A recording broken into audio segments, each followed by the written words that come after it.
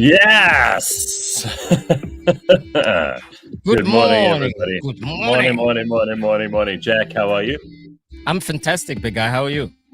Very good. Excellent. How could I be worse? Look at where I am. Yeah, oh man. I So I beautiful. heard some birds making a big racket, so I walked outside, and on the little roof over here was Yeah, a francolin, which jumped down and kind of ran into the grass. You know, no matter what happens politically, and we've got Democracy 101 a little bit later on in the show, mm-hmm. but no matter what happens politically in this country, you got to admit there's some things even the ANC can't fuck up. Definitely. And you happen to be in one of my favorite provinces. I absolutely love Mpumalanga. Like Yeah, tell me why. it's just so beautiful. I mean, the drive in, Mm. just that alone is Yes. enough to convince anybody just how amazing this country is. And honestly speaking, I a couple of my friends grew up in Bushbuck Ridge, and the first time I went to visit, just maybe an hour while I was there, I was like, okay, that's it. I'm retiring here. This is where I'm going to retire.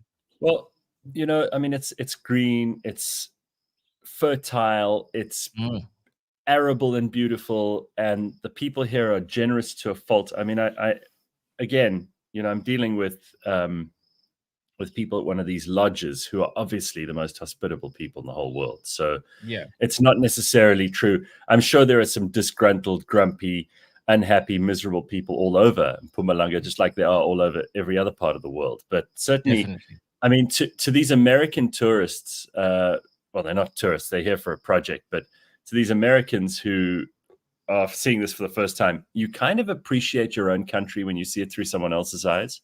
Definitely. More than you would if it was just you know. Mm. And yes, Slippery Pickle's correct. I was actually here for the ANC's 112th celebration. That's right. I'm just a very bad cater, but that's where I was. You figured it out, Slippery Pickle. You're right. There's no point in hiding it anymore. Yeah, it took Congrats. them all of 2 minutes to figure that one out. Mhm. Mm. Mm. Yeah. So we do have Democracy 101 a little bit later on. We're going to talk to Mark Oppenheimer. I shared a What a clip guy. of, yeah, he's amazing. And Jack and I get to ask him all the questions, the Mhm. definitional stuff, like kind of the really basic civics questions that you would ask if we had this stuff at school. That's essentially what it Definitely. is.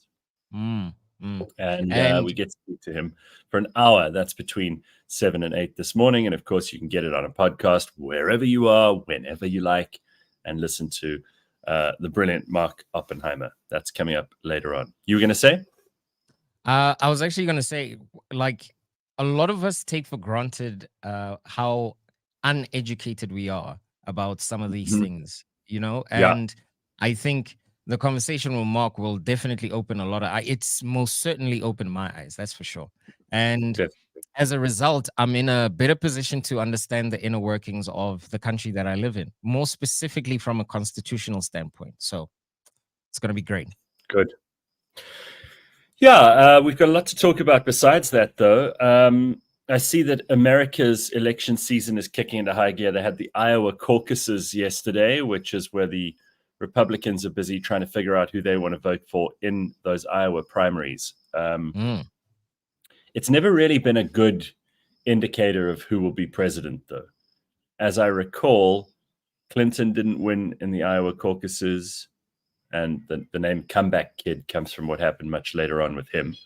mhm. I don't think George W. Bush won in the Iowa caucuses. So basically, if you do very well at these, it's not necessarily a good sign.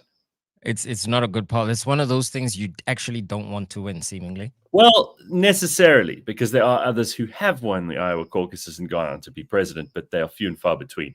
I don't know. I mean, America's election season is like 4 years long. Yeah, At least in South Africa, we've got a couple of months of it this year. And of course, some of them have been campaigning since day one. But I think that at least our election season doesn't last the whole time between elections as well. definitely.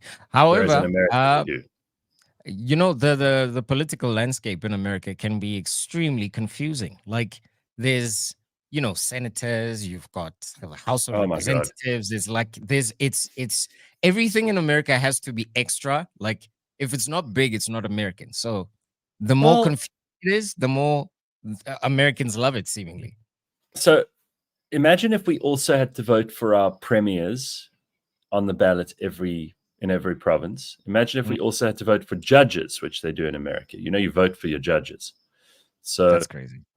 yeah, so they're pretty much in election mode all the time. All the time, yeah. But I was talking to an American man yesterday about what's happening over there, and some people are very engaged and they pay attention to what's going on.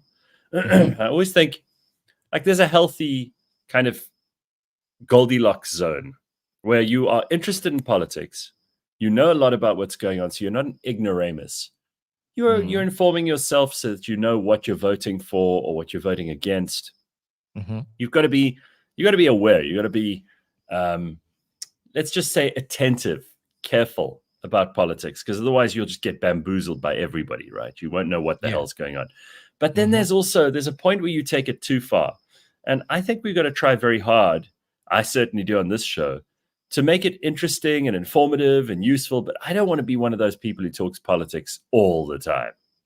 Yeah, it can be such a dull experience because I mean, when you consider the backdoor deals and the half truths and alternative facts that we are fed half Yeah, of the time, it can be a little bit hard to keep your head above water trying to understand exactly what's going on. But for the most part, I think we just need to know enough. It's not necessary for us to know every single thing that happens in politics, just enough for you to have a well balanced opinion. You know what I mean?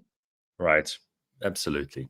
All right, so Mm, let's talk about some of the things that are going on in the news this week because there's quite a lot of that, and we didn't do much news yesterday. So, Umalusi, they're the governing body for Matric certificates, examinations, all of that stuff. They have encouraged employers to verify if the Matric certificates are authentic, as there are mm, people selling fake certificates. So the guys who actually watch the process and are supposed to be responsible for this are saying, oh, as an employer, it's your responsibility to check that someone isn't bullshitting on their Matric certificate. So mm. I mean, I don't but know when what you you make of that. Isn't that their job? it should be their job. And like, last year with the whole that Matthews Lani character, I refuse to call him doctor. It's become abundantly clear that there's a lot of people who are cutting corners in this country. However, making it the employer's responsibility to double check people's credentials is insane to me. Well, here's the problem, right? Is like already employers in this country, and I'm not an arch capitalist who believes that the employer is always right. We've often said on this show that big companies in this country deservedly come under a lot of criticism because they are, they there are people in corporations in South Africa who are just in it for all the wrong reasons. They don't hmm really give a shit. They will make terrible bedfellows in the ANC and outside of it. Horrible people. Yeah. So Bless you. we're Oh, so we talk about corporate South Africa, and there are obviously lots of problems there. But for heaven's sake, do we have to also place responsibility for checking that certificates are authentic with these companies? What else do you want them to do? Are they like the only parents in the room and everyone else is the infants? it's Right? seemingly going in that direction. It's at some Uh, point we might only be able to trust the private sector, which is a well, I think we're already scary there. thought. We're already there. I Mm, mean, we looked at that trust barometer at the end of last year. And you consider how little trust people have in media, how little trust yep. people have in politicians, opposition hmm and governing party politicians. hmm You look at how little trust people have in the NGOs, the Chapter 11 institutions, all of that stuff. The only people that are left are private sector institutions, Yep. businesses, and now we're putting even more responsibility on them. I don't like this. I don't like it either. It shows a level of laziness that is very difficult to stomach. It's like, but do you guys not keep record of these things? And if not, what the hell are you doing? Like, it's literally your job to keep up with these things. It absolutely makes no sense to me how they're shifting responsibility from themselves to the private sector, as if the private sector doesn't have enough to deal with. Exactly. Hmm?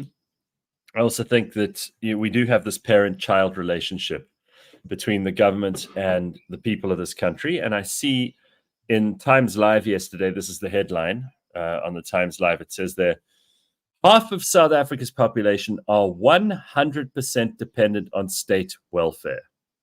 Wow. And ANC leaders boast that this is a good thing. That is terrible. Well, this is the thing we really have to sort out. Forget everything else. If we expect 50% of the population to rely entirely on money from the state, guess what? Those people, and this is something we've got to discuss, because I see loads of comments, and we even discussed this on the show yesterday, so it's not as if this is the first time we're bringing it up. I've seen on social media, there are people who are happy to just take a handout from the government, even if it's a piddly 350 Rand a month, which I don't know how anyone can survive on. But if you're getting money for free, you don't appreciate it, right? So you'll take 350 Rand, and there'll be another one in a month's time. So why would you bother getting a job if somehow, I don't know how, but if somehow you can survive on that, if somehow it just makes it possible for you to live the most basic existence. But if your water, your electricity, your social grants are subsidized by government, and you're content with that as your life, that's an us problem. That's not a government problem. That is an us problem, definitely. So what is it in a South African who's accepting this grant? What is it about that person that makes it okay for them in their heads that they're okay with 350 Rand a month and very basic services? And when I say basic, I mean like just absolutely basic rock bottom, basic. right? Yeah. What is it that makes that okay? What sort of person wakes up on this beautiful Tuesday morning and goes, well, that's my lot in life, I'm going to settle for that? Is that a lack of ambition? Is it a lack of vision? Is it a lack of education? Is it a just a motivation problem? Like, where does this come from? I'm really, really fascinated at why people would accept this as their lot in life and not want more. I think it's a combination of things. Some of the things that you mentioned, as well as, I sometimes we don't give people enough credit. I think a lot of South Africans have looked around and seen their situation, and for the most part, I think they've just given up. It's a thing of, just coming to understand how large of a task it is to actually lift yourself out of your current situation. I think people have decided, you know what, it's such an uphill battle that I might as well just settle for this. I think that's what it is. Wow. Well, I don't expect you to speak on behalf of these people. I mean, I don't know anything about how. To me, it just seems like you kind of given up on life and on yourself. Yeah, that's where I think it is. Because Joking Atheist even asks here, is the real reason for this because of a poor economy or a lazy culture? Like, if it's both. Here's the thing: if you gave one of these people who's a grant recipient, let's say you gave them 100,000 Rand. Yeah. Let's just say our country was flush with money. So we discovered oil off the west coast of the Cape, and they were actually smart enough to go and drill there. And we suddenly discovered that we have so much oil here that we can enter the ranks of Norway and Nigeria and some of the Gulf states, and we were exporting just barrels and barrels of oil. And the country had such a surplus that the president was smart enough to say, well, we're not going to take this all in as tax. We will actually give every South African 100,000 Rand. And that would solve a lot of people's problems, especially a lot of middle-class people who owe a lot of money on credit cards and have accounts and debts and bonds and all kinds of things. But it's not going to allow you to buy like £1 million house or anything. But what it will do is help you. Now, I wonder what a grant recipient who's used to 350 Rand a month would suddenly do if their account was flooded with 100,000 Rand. I think it'd be gone in a month. What would they spend? I mean, this is us just guessing, right? Because again, there are no statistics to tell us what the economic behavior of these people might be. What do you think they would do with that money? I'm just curious. Do all of the things that they've seen on TV that they would wish to do, like all of the very low, the low hanging fruit, right? So you're definitely throwing a party. You're buying expensive alcohol. You're buying expensive food. Most probably, you're going to buy a couple of expensive items of clothing. And I do not see it lasting more than a month. In fact, I might be a little bit generous with that. It might be 2 or 3 weeks. I don't think it would last a month at all. Because when I think about some of the people at all. Like when I think about some of the people that I know who receive those grants, there's not too many of them who are trying to increase that 350 Rand by investing it in some sort of a business. Well, I mean, listen, what do you... So look, with fairness, I mean, 350 Rand is such an insult to everyone and their dignity. You know, this government always talks about dignity, but I'm sorry, for 350 Rand, first of all, there's no way to survive on that alone. Like, you would have to have some subsistence farming going on. You'd have to have someone in the family who's supplementing that income. Yep. It is impossible for anyone, no matter how careful and judicious and parsimonious they are, there's no way you can make that last that long. So to even discuss like investing part of that 350 is almost outrageous, right? But I'm asking about 100,000. So you reckon they just blow it within, and this is an average. No. I mean, you and I are just speculating here. We have no idea, but you reckon it would be gone in like 2 weeks? Yeah, just gone. Pissed away. It would be gone. And the only remnants of that money that they'll have is the physical items that they bought. So if they bought clothing, that would be what would, be the physical result of that money. But outside of that, I think they would splurge, because I always tell my friends that I don't call this country South Africa anymore. I call it Mponeng. That means look at me in Sotho. And I think in South Africa, if you are not seen doing things, you are not doing things. So if you give people 100,000 Rand, they'll be doing things to be seen more than anything else. Okay, so again, let's just dig one layer deeper than that then.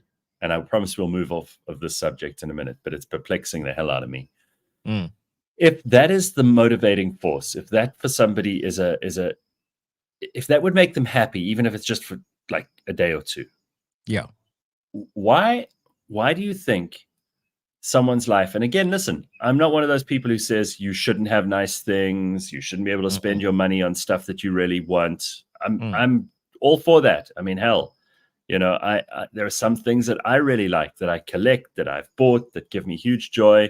Some of them are stupid wastes of money. Others are, things that I think I will treasure, but might not be valuable to other people. And some of them may be valuable intrinsically. But I'm not going to try and spoil anyone else's fun here. I do have to ask, though, if you are in the depths of poverty, which means you're receiving a 350 Rand grant because that's all you've got. You have no prospects for employment. You have no real future ahead of you. You've kind of given up on life, but then you get 100,000 Rand. You blow it on alcohol, shoes, whatever it might be. What is it impressing other people, or is it to make you happy, or is it just consumer behavior without even any thought? It's just like automatically money comes in, must be spent. Like, we also need to keep in mind that status buys you a lot of things. So if you are of so that's interesting. So you say status is linked to conspicuous consumption. Yes. And so you are important. You're an important, valuable person if you can spend money. Yes. and your propensity to spend money also kind of points to your level of generosity. And the more generous you are, especially if you've got a lot to give away, your stock in South African in the South African populace goes up a little bit. You know, there's a lot that comes with having that kind of lifestyle where you know you are someone that is looked at as something to admire, that someone wants to be close to. And so if you get 100,000 rand from the South African government by whatever fluke chance, you Yeah. are all in all likelihood you're going to make sure that the people around you know that you have money and you have a willingness to spend that money. Joking Atheist says, give the people a job, they're rewarded daily. Give them a social grant, they're rewarded once a month. And Joking Atheist saying more or less the same thing. You know, social grant will give you a meal, but that's about it. Yep. And I actually Belladonna says how other people think is a very perplexing subject. Someone says pride. JP says pride, keeping up with the Joneses, Instagram style mentality. Definitely. What's interesting, yesterday on Instagram of all places, I saw a very cool clip of these Ghanaian young people who were being handed out packets of rice as part of some political campaign, and they threw them back in the van. They were like, "Fuck you, give us jobs. Right. We don't need rice." Patronizing. It's absolutely patronizing. So Andy says, I know a person that earns 100,000 Rand a month, but 2 days before payday, they don't come to work because they don't have petrol in their car. There you go. It's not just people who don't have anything. There are people out there who earn a living, and there's this huge joke about, you know, gents that live in Midrand. They'll have great cars. Yep, they'll have great cars. They'll have a great job, but they've got no furniture. Because it's about how the world sees you. I think South Africans are very invested in how the people around them see them. And if you are not of a particular status or class, it's presumed that you will not receive the same amount of respect or dignity that someone else who has a lot more money gets. I find it absolutely unbelievable that it's just like a bottomless pit for some people. Imagine you're earning 100,000 Rand a month. I'll tell you right now, that's more than I've ever paid myself, by a long way. And you have to budget. Like, I can't not come to work for the last 2 days, and I'm on much less than that. So it seems to me that the poverty is in their mind. It's not. It has nothing to do with their actual material situation. In other words, nothing. If you are the kind of person who has a poverty mindset, in other words, you don't know how to make more. The cake is only so big. You got to grab what you can while you can, because you're not actually sure of how you got paid in the first place. So, in other words, you are unable to understand and manage money. Then it doesn't matter how much I give you, because you're going to run out. If I gave you a million Rand a month, you'd find a way to piss that away as well. And that's scary. I mean, do you think basic financial education would help a lot of people? Or do you think it's not even an education thing? It's like this is an attitude thing. I think it's a combination of both. It's from when I consider just how like budgeting was never something that was popular. It's never been a part of our everyday discussions. Like, yo, you need to have a cushion of, you know, just in case something goes wrong or anything like that. I think as well, a lot of people have, you know, grown up with not much to go around. And in their minds, it makes a lot more sense that, look, man, I've got 100K today. I don't know what's going to happen next week, but I've got it today. Okay. And you telling me to save does not really help, because ultimately, if I go back to my circumstances next week and you were telling me to save, I wouldn't have gotten the opportunity to do the things I haven't had an opportunity to do before I got this 100K. You know? Right. And I think Dave Chappelle captured it very well in one of his comedy specials. Apparently, he was talking to his dad, and his dad said, listen, you are not poor, you're broke. There's a difference. Poor is a mentality. Broke is is speaks more to your financial situation. And unfortunately, in this country, what I've observed is that a lot of people have that poor mentality. They don't realize that they actually just broke. Well, Mapelo says, I think this is an interesting insight because you know what? People, most of our audience, I think, live in cities and towns. So we don't really know what rural South Africa is up to. And I spent a bit of time in, Bushbuck Ridge, which you mentioned earlier, on Sunday. Mapelo Yeah. says, same thing happened in my village. People got land claims, money. These are poor people. They blew it up on alcohol, built unfinished two-room houses. Some even bought cars, and they can't maintain those cars now. I drove through one of the villages here, and I noticed a lot of these unfinished houses. Like there's concrete and there's brick, but either it hasn't been plastered or certainly hasn't been painted. I mean, there's Or the some roof is houses that missing. roof is missing. And I look at this and I think, surely finishing that so you can live in it would be the first priority. Clearly, either people ran out of money or it's not a priority and they've spent that money on something else if they did have it.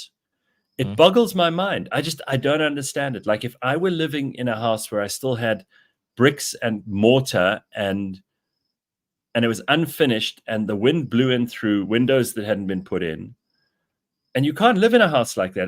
That's like living in a cave, right? If you don't have doors and windows and you don't have your walls plastered properly, you may as well be living in a cave. And I think a lot of these people are. That I cannot get over that. That's just the weirdest thing to see. And then Slippery Pickle brings up something very interesting. This actually comes up in Democracy 101 a little bit later about the qualified franchise. Social grant recipients shouldn't be allowed to vote, like how children aren't allowed to vote, because they are wards of the state. They are children of the state. Therefore, they shouldn't have a vote in how the state is run. What do you think of that? That for me is a difficult line to draw, because let's also keep in mind that we are speaking about individuals here, and to put out a blanket statement like that, it's but difficult for me to come to doesn't it terms with. stand just on a logical basis? Like I've discussed qualified franchise for years with people who have asked and who have had ideas around, you get 1 vote for this, you get 2 votes for that, 3 votes for that, whatever your level of responsibility in society is, you get more votes. And if you're a social grant recipient, you are completely dependent on government, right? Yeah.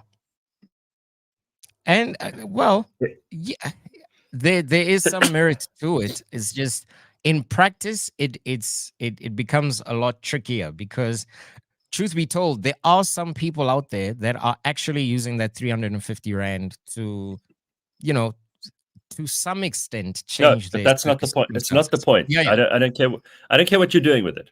The only point here, and I think this is what Slippery Pickle's saying, is that if the government is your only source of income and you are completely held together by that government grant, that is, you're dependent on it, which is why you're getting it.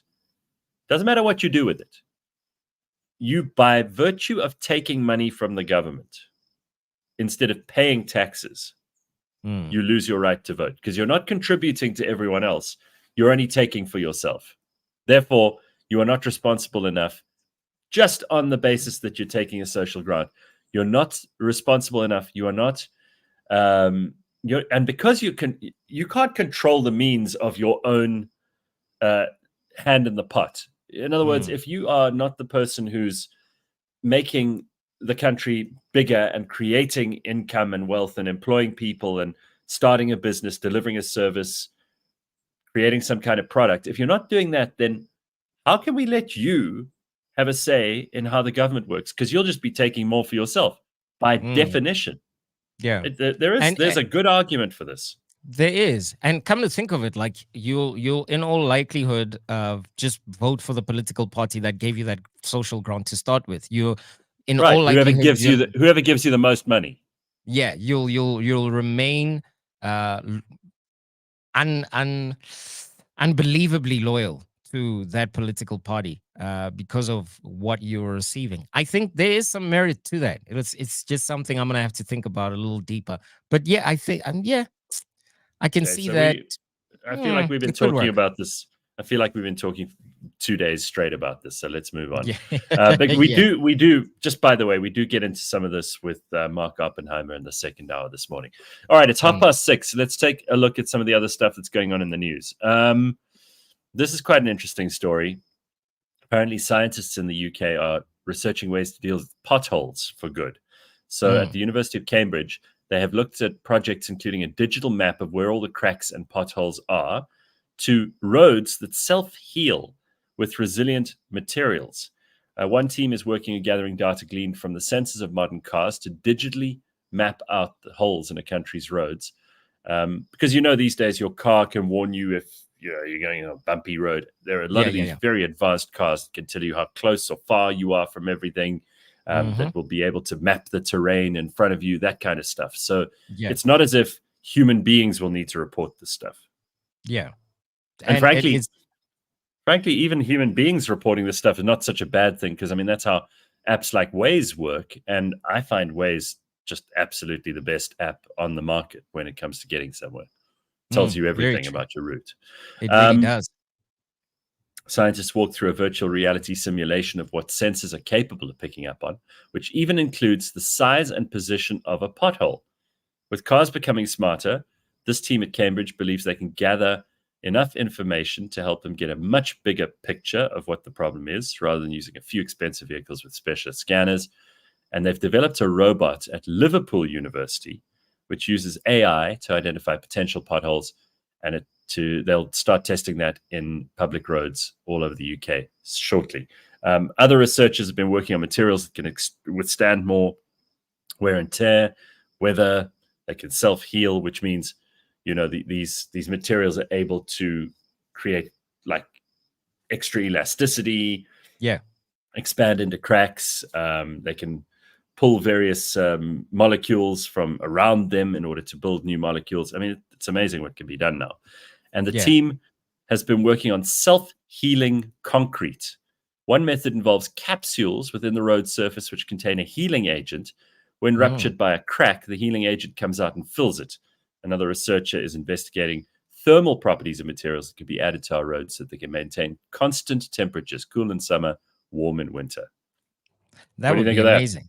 I think that is absolutely amazing. What I what I will say though is there won't be too many South Africans gonna be happy about that, especially the ones that get tenders to fix the roads.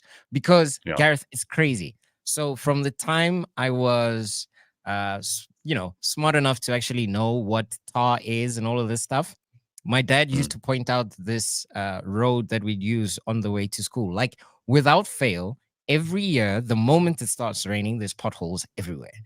So those that are, given the responsibility to fix the roads know that it's a continuous, it's a revolving door in terms of how many times they have to come in and out to fix this thing. So I don't think there'll be too many people that are in the industry that'll be too happy about that here in SA. However, for those of us who have got at least two brain cells to rub together, this sounds like an amazing step forward into the future. It's awesome. Well, I mean, fortunately in South Africa, we still need people to actually take the jobs and do them.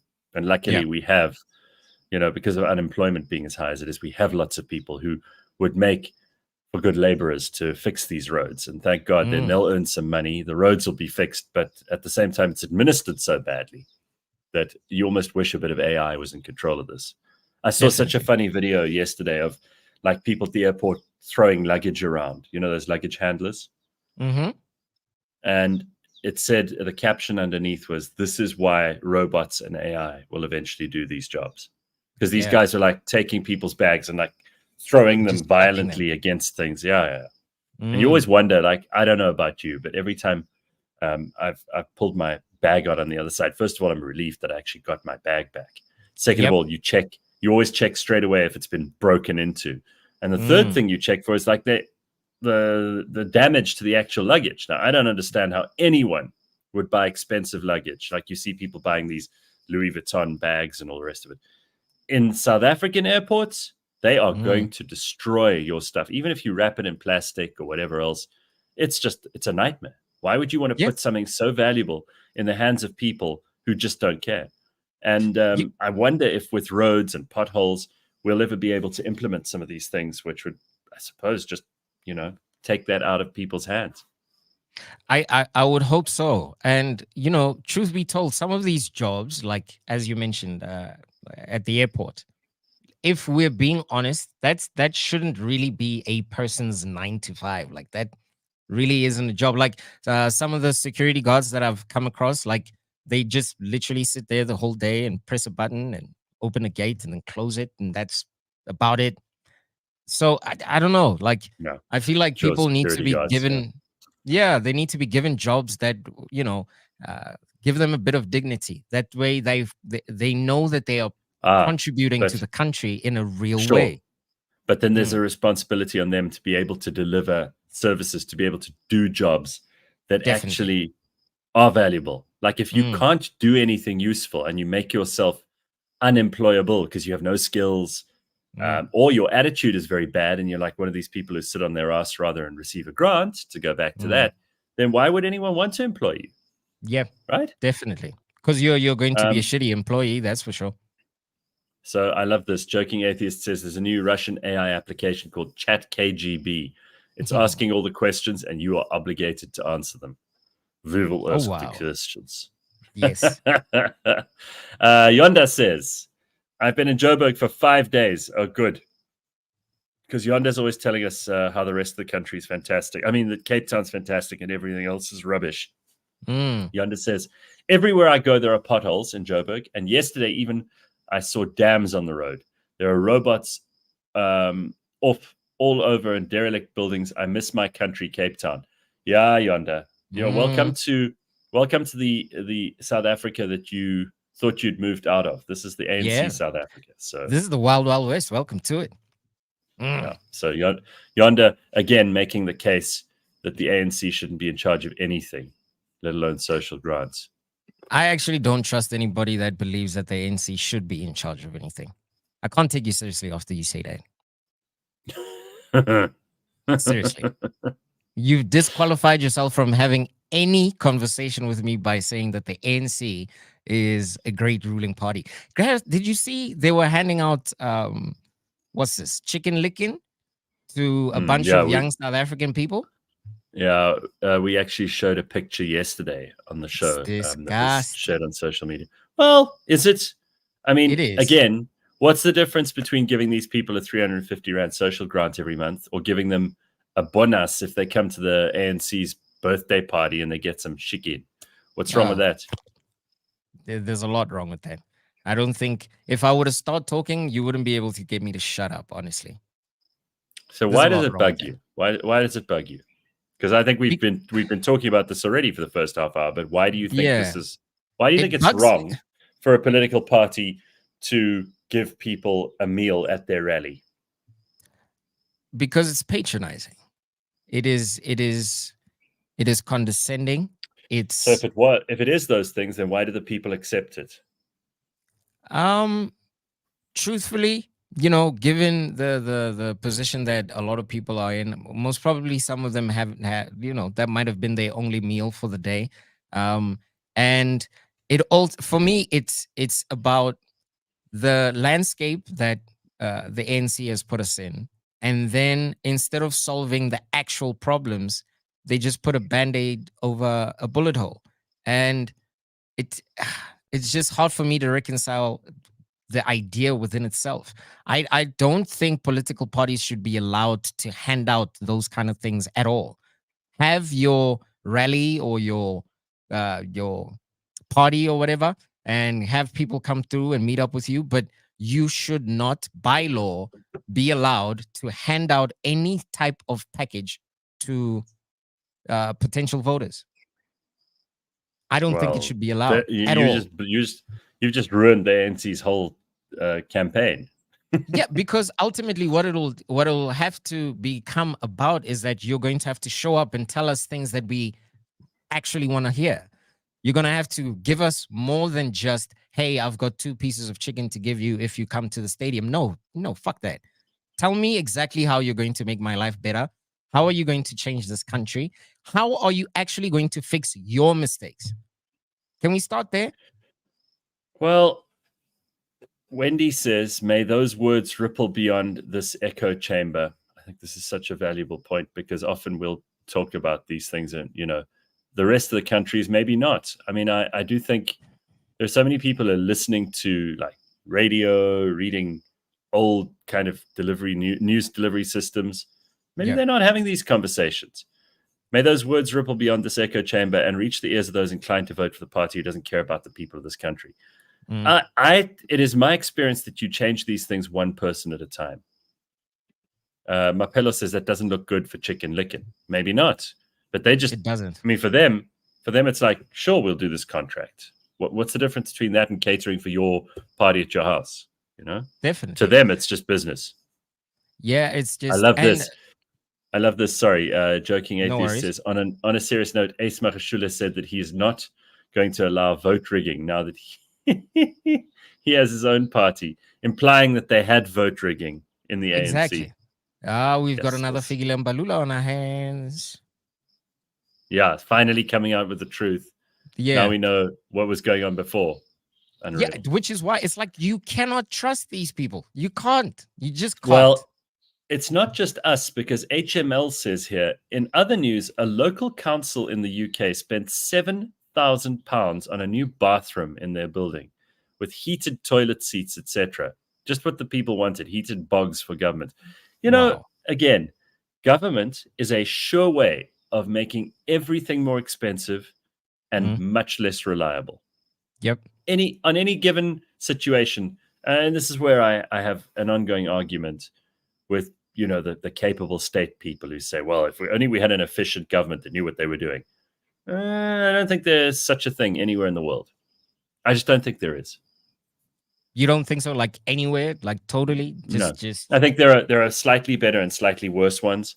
But honestly, by virtue of the fact that governments exist, they take tax from people at gunpoint. They then abuse and steal and misappropriate and waste that tax money on stuff that is not a priority. There are very few governments that have been able to implement policies that really change people's lives. And often when they do, it's not good. Like they choose bad things. Yeah. Not good things. And,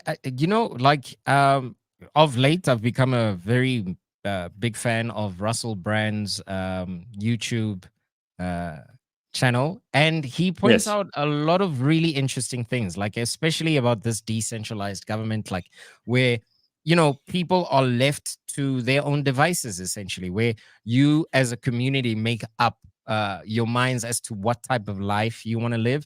And it's just, the government only shows up in a very small way. And ultimately, I think if we put the responsibility more on ourselves and, push this government stuff to the side, we are in a much better position to actually change our lives, because we are the ones that have to deal with these potholes on a day-to-day basis because they are on our roads.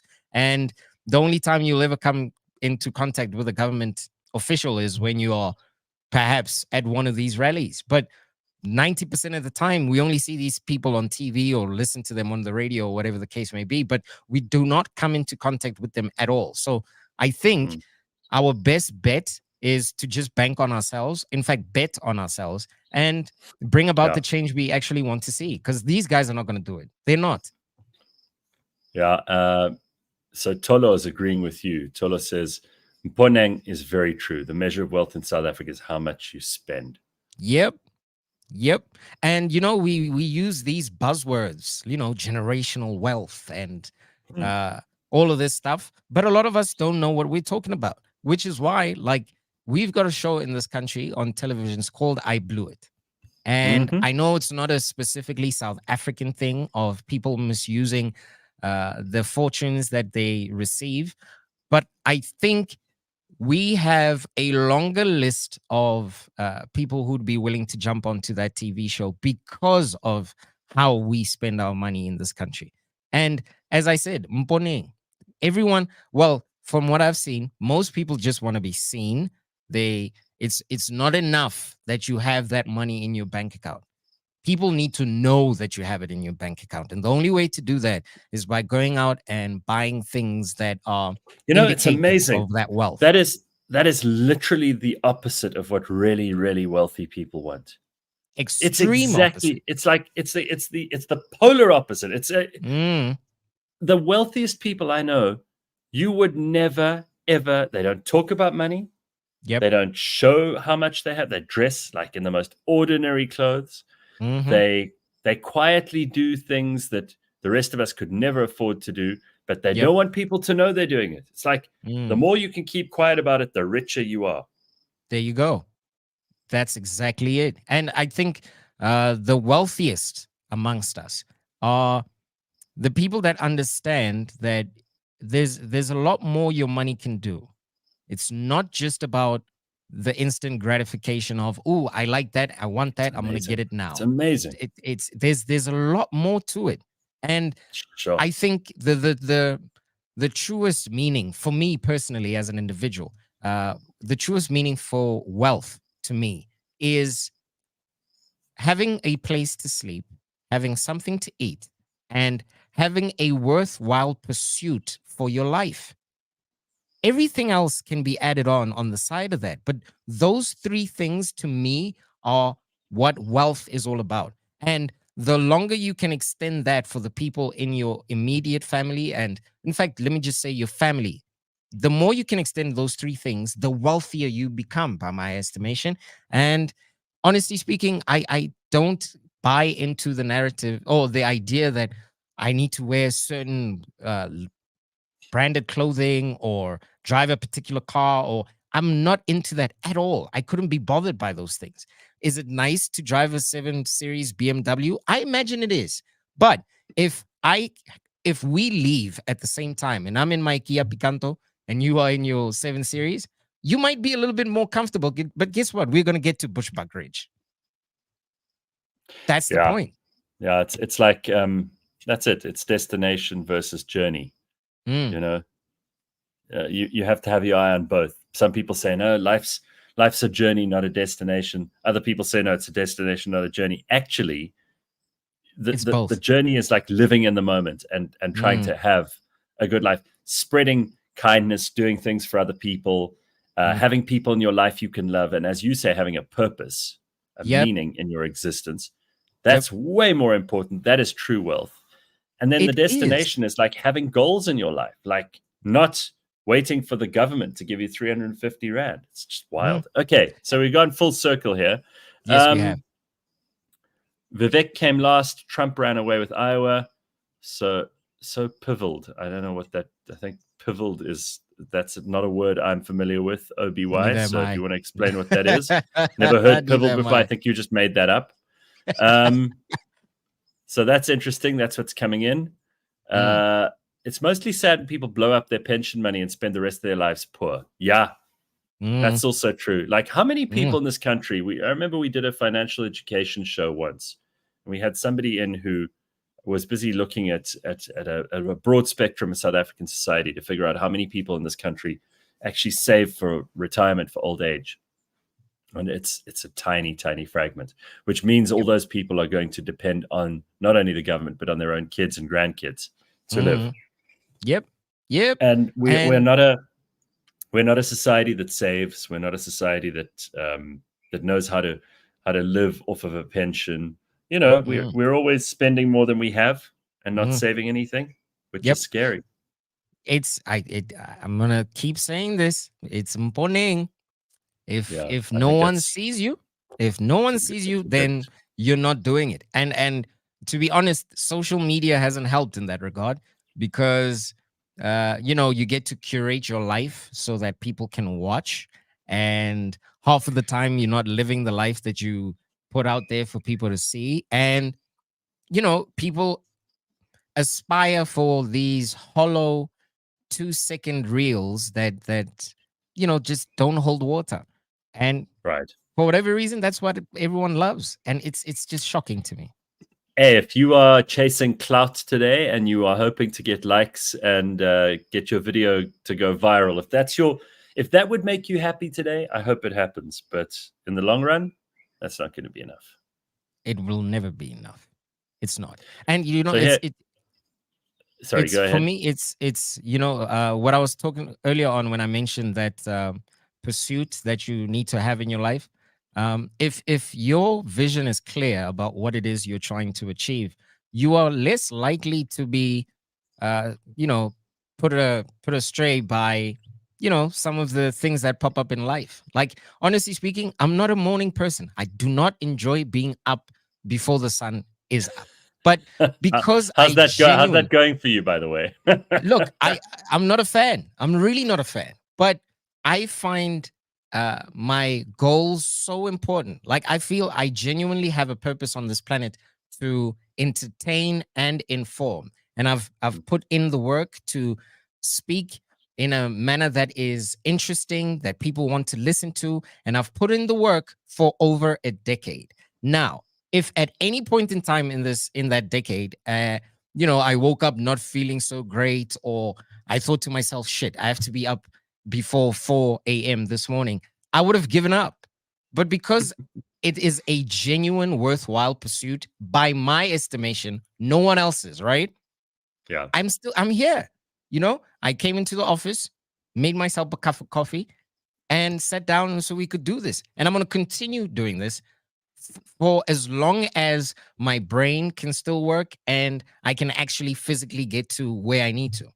As Short long as of that, people, it's like, still want to listen to what we have to say. there you go. There you go. So I see Matric results are coming out in dribs and drabs at the moment. So we mentioned Umalusi at the start of the show. Yeah. And this is an especially important time for a lot of Matrics. This is like a lot of hopes and dreams are attached to those results. But Yeah. honestly, like, I know it's been a long time for me, but I have not thought about my Matric results for at least the last 25 years. So if Yeah. it makes you feel better, if you are waiting for your Matric results and you're a bit nervous about them, you've got, you want to get into university, or you're hoping that you don't have to rewrite some subject, or you hope you didn't fail completely. Mm-hmm.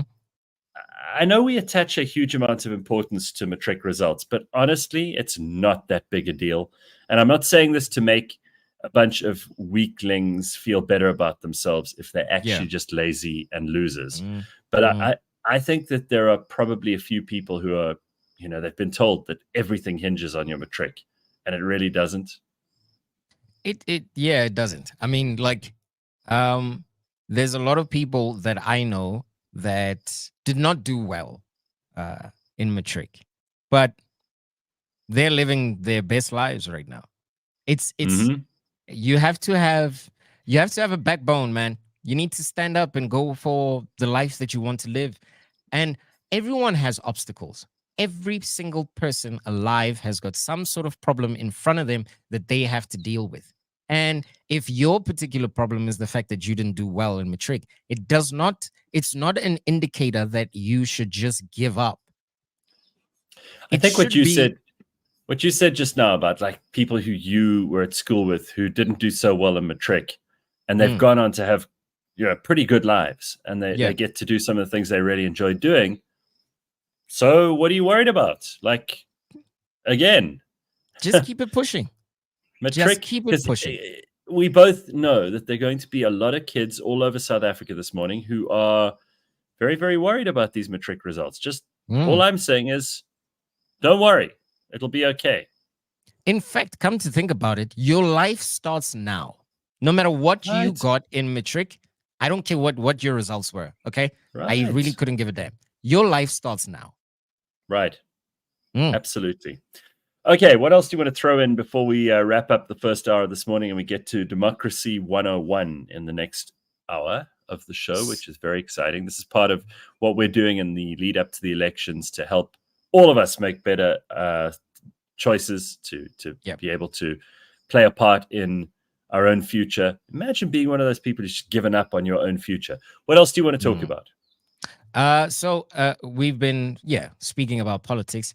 There's a funny side to politics sometimes, right? So I've recently become a major fan of American sports. So I watch the NBA, the NFL, Mm, and the NFL are going through their playoffs at this point in time. And the Dallas Cowboys, predictably, lost their match against the Green Bay Packers. But what's funny to me is the fact that Americans, or at least people in Texas, are blaming Ted Cruz. And the man wasn't even in attendance. So, as it turns out, for the past couple of years, whenever he would attend the match, they would lose. This time around, all he right. tweeted. So, this time around, he tweeted, and they got walloped. Okay. At some point, by halftime, there were what, 46 to 6 points. It was a walkover. They shouldn't have even shown up to the stadium. And Americans are going in at Ted Cruz, which made me think about it, right? Like, politicians have done such a bad job that they've Yeah. honestly become scapegoats. Like, so whenever something goes wrong, it doesn't matter what it is. It could be a bad sports game or whatever, but we'll find a way to blame them, which is what Ted Cruz is going through right now. I just hate where politics and sport intersect. I always find Yeah. that just a depressing, area of overlap. I don't like that at all. It's I don't know much about this, but I also think that what comes in to the Green Bay Packers versus the Dallas Cowboys, a lot of it is political because the one team is from a very blue city and very much Democrat. The other is owned by and very much supported by Republicans. Mm-hmm. I can't help thinking like it's a proxy for the election in some way, Yeah. right? So Yeah. obviously you're going to have Democrats rallying behind the Green Bay Packers. You're going to have Republicans rallying behind the Dallas Cowboys. So Yeah. it becomes like this is a mini stadium version where it's suddenly safe for you to like get really, really passionate about this because you're not allowed to talk about the politics of it necessarily in polite company. Yeah. I don't know. I think it's actually hilarious that the Cowboys haven't like done anything of real note since 1996, Gareth. Like Right. the last time they won a Super Bowl was 1996, and yet every year they will be the first group of fans to tell you that we're going to win the Super Bowl, right? We're going to win this. So it's hilarious to me that somehow Ted Cruz, who's one of the most disliked members of the not South African, the American diaspora, if I can put it that way, he's like, this man doesn't get a break at all. And we're talking about a team that hasn't done anything in 28 years. It's I'm not going to say I know anything about this. I'm not going to say that I'm an expert in any of this information that you're giving me. All I know is that politics has made its way, disappointingly, into every part of our lives, and I hate that. I like there's got to be a place where sport can just be sport. Anyway, true. I think a couple of interesting things here that I just wanted to refer to this quickly before we take a break. Mapelo says, Gareth, did you stop having those dreams where you're in an exam room and really unprepared? I'm still having them. I think everybody, when they're writing important exams at university or at school, has those dreams, those bad dreams where you are in the exam room and you don't know anything and it's all foreign to you. And well, I think like years ago. I haven't had them for years, but I don't remember having them at all. Through it. I do not remember them having them at all, to be honest with you. Maybe I just didn't take school seriously. Who knows? Well, good for you. HML says, however, does a Matric result only demonstrate that you're able to complete something that you start for future employment? Obviously, if you go down the entrepreneurial route, Matric is fairly pointless. But yeah, I do think that's probably a good point, is that if you start in grade 1 and you finish with your Matric, at least you have completed school. We have a huge problem in South Africa where millions and millions of people start in grade 1 and then somewhere along the way up to Matric, they drop out. Yeah. It does indicate that you're willing to stick with something, or on the other hand, you've actually got really strict parents who wouldn't let you just quit? Well, I mean, listen, again, you'll meet people who didn't even finish school who might be doing very well for themselves, but you'll also meet people who didn't finish school who are complete losers. Who are just, yep, definitely. So, Definitely. you know, It's just swings and mindset. roundabouts. All right, it's 7:00. We're going to take a quick break. I'll be back in just a couple of minutes to let you know about what's happening in Democracy 101, one of our brand new shows that we started end of last year that is, I think, going to be very informative and helpful, especially for people who are gearing up for the elections this year, just a few months away. That's coming up next. Stick around. cliffcentral.com. Don't you go anywhere.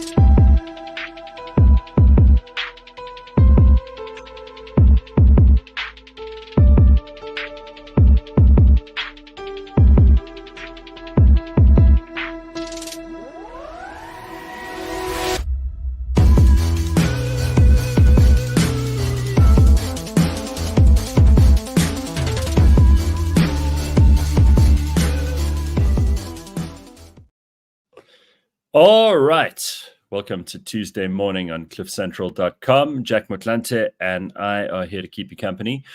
We recorded at the end of last week a really interesting discussion. It was on Friday, actually, so it's as fresh as can be, with Mark Oppenheimer, who, apart from being an advocate, who has done some really interesting and I think really powerful, meaningful, important free speech related cases in South Africa. He also happens to be a political philosopher and someone who's studied the origin of so much political terminology that he was obviously the right guy to get in to talk about definitional concepts around politics, elections.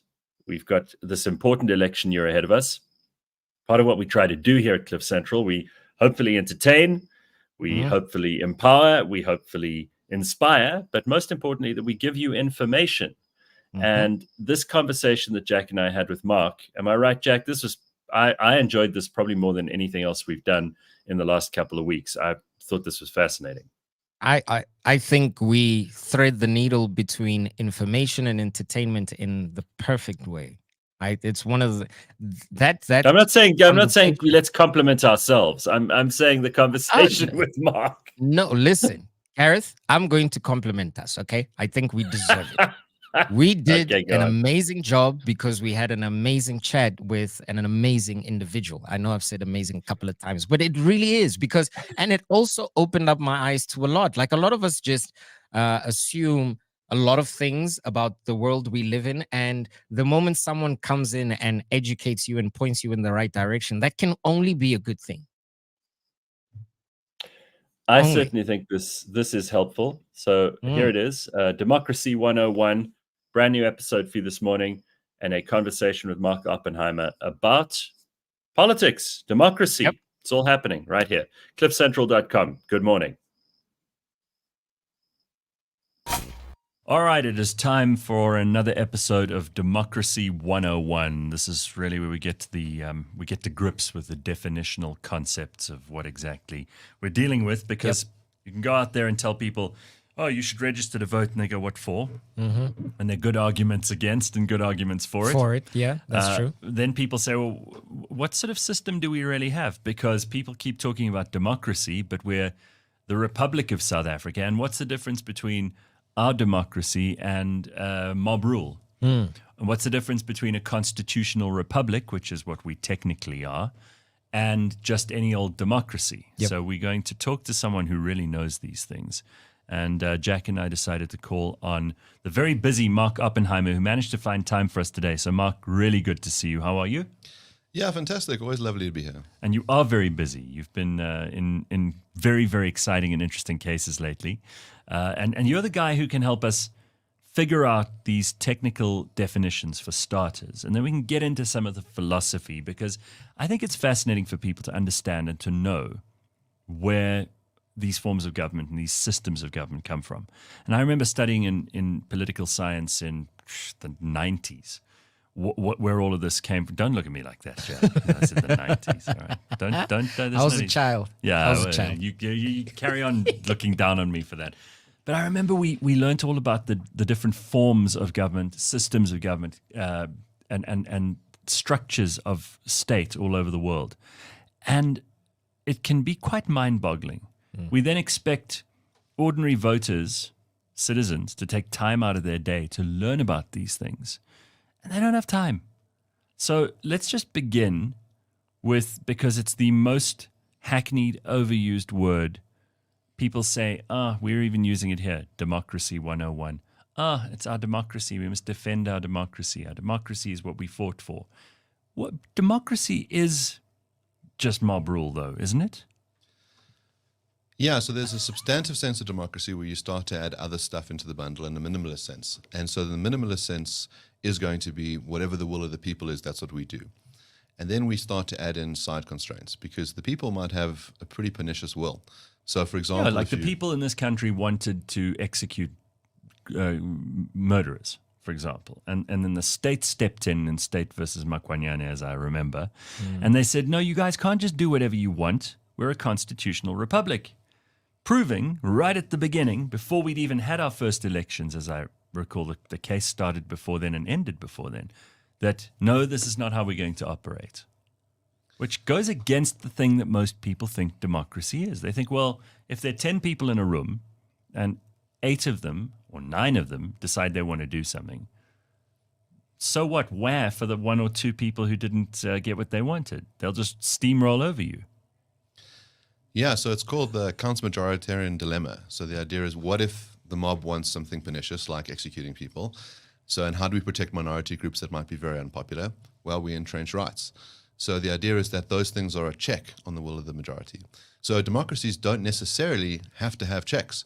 You could, for example, just say, everybody put your hands up, and whoever wins, wins, and we'll do whatever they say. So if the idea is, well, we don't really like gays and Jews and Muslims in our society, who wants to vote for their execution? Okay, we've got enough numbers. Kill them. So that's why you need some kind of restraint on democracy. Also, how you get there. So if you think about Athens, or you think about a town hall where you could actually ask people what their view is, That's very unwieldy in a society of 60 million people. So you can have different forms of democracy, right? So in the original instance, and Jack, you'll know that this came from the reason to have this show and to have Mark in here came from the fact that you and Duma on a show that you did, we're asking people, what do you think democracy means? And everyone had a different definition. Despite the fact that you can now Google these things, everyone had a different definition. So let's go into where it comes from and look at the etymology of the word, and then look at ancient Greece, which is the origin, and how it used to work then, and why, as you say, with the numbers of people we have now, it's impossible to make a practical go of classical democracy. Yeah, so demos from the Greek meaning the people, and so rule by the people. You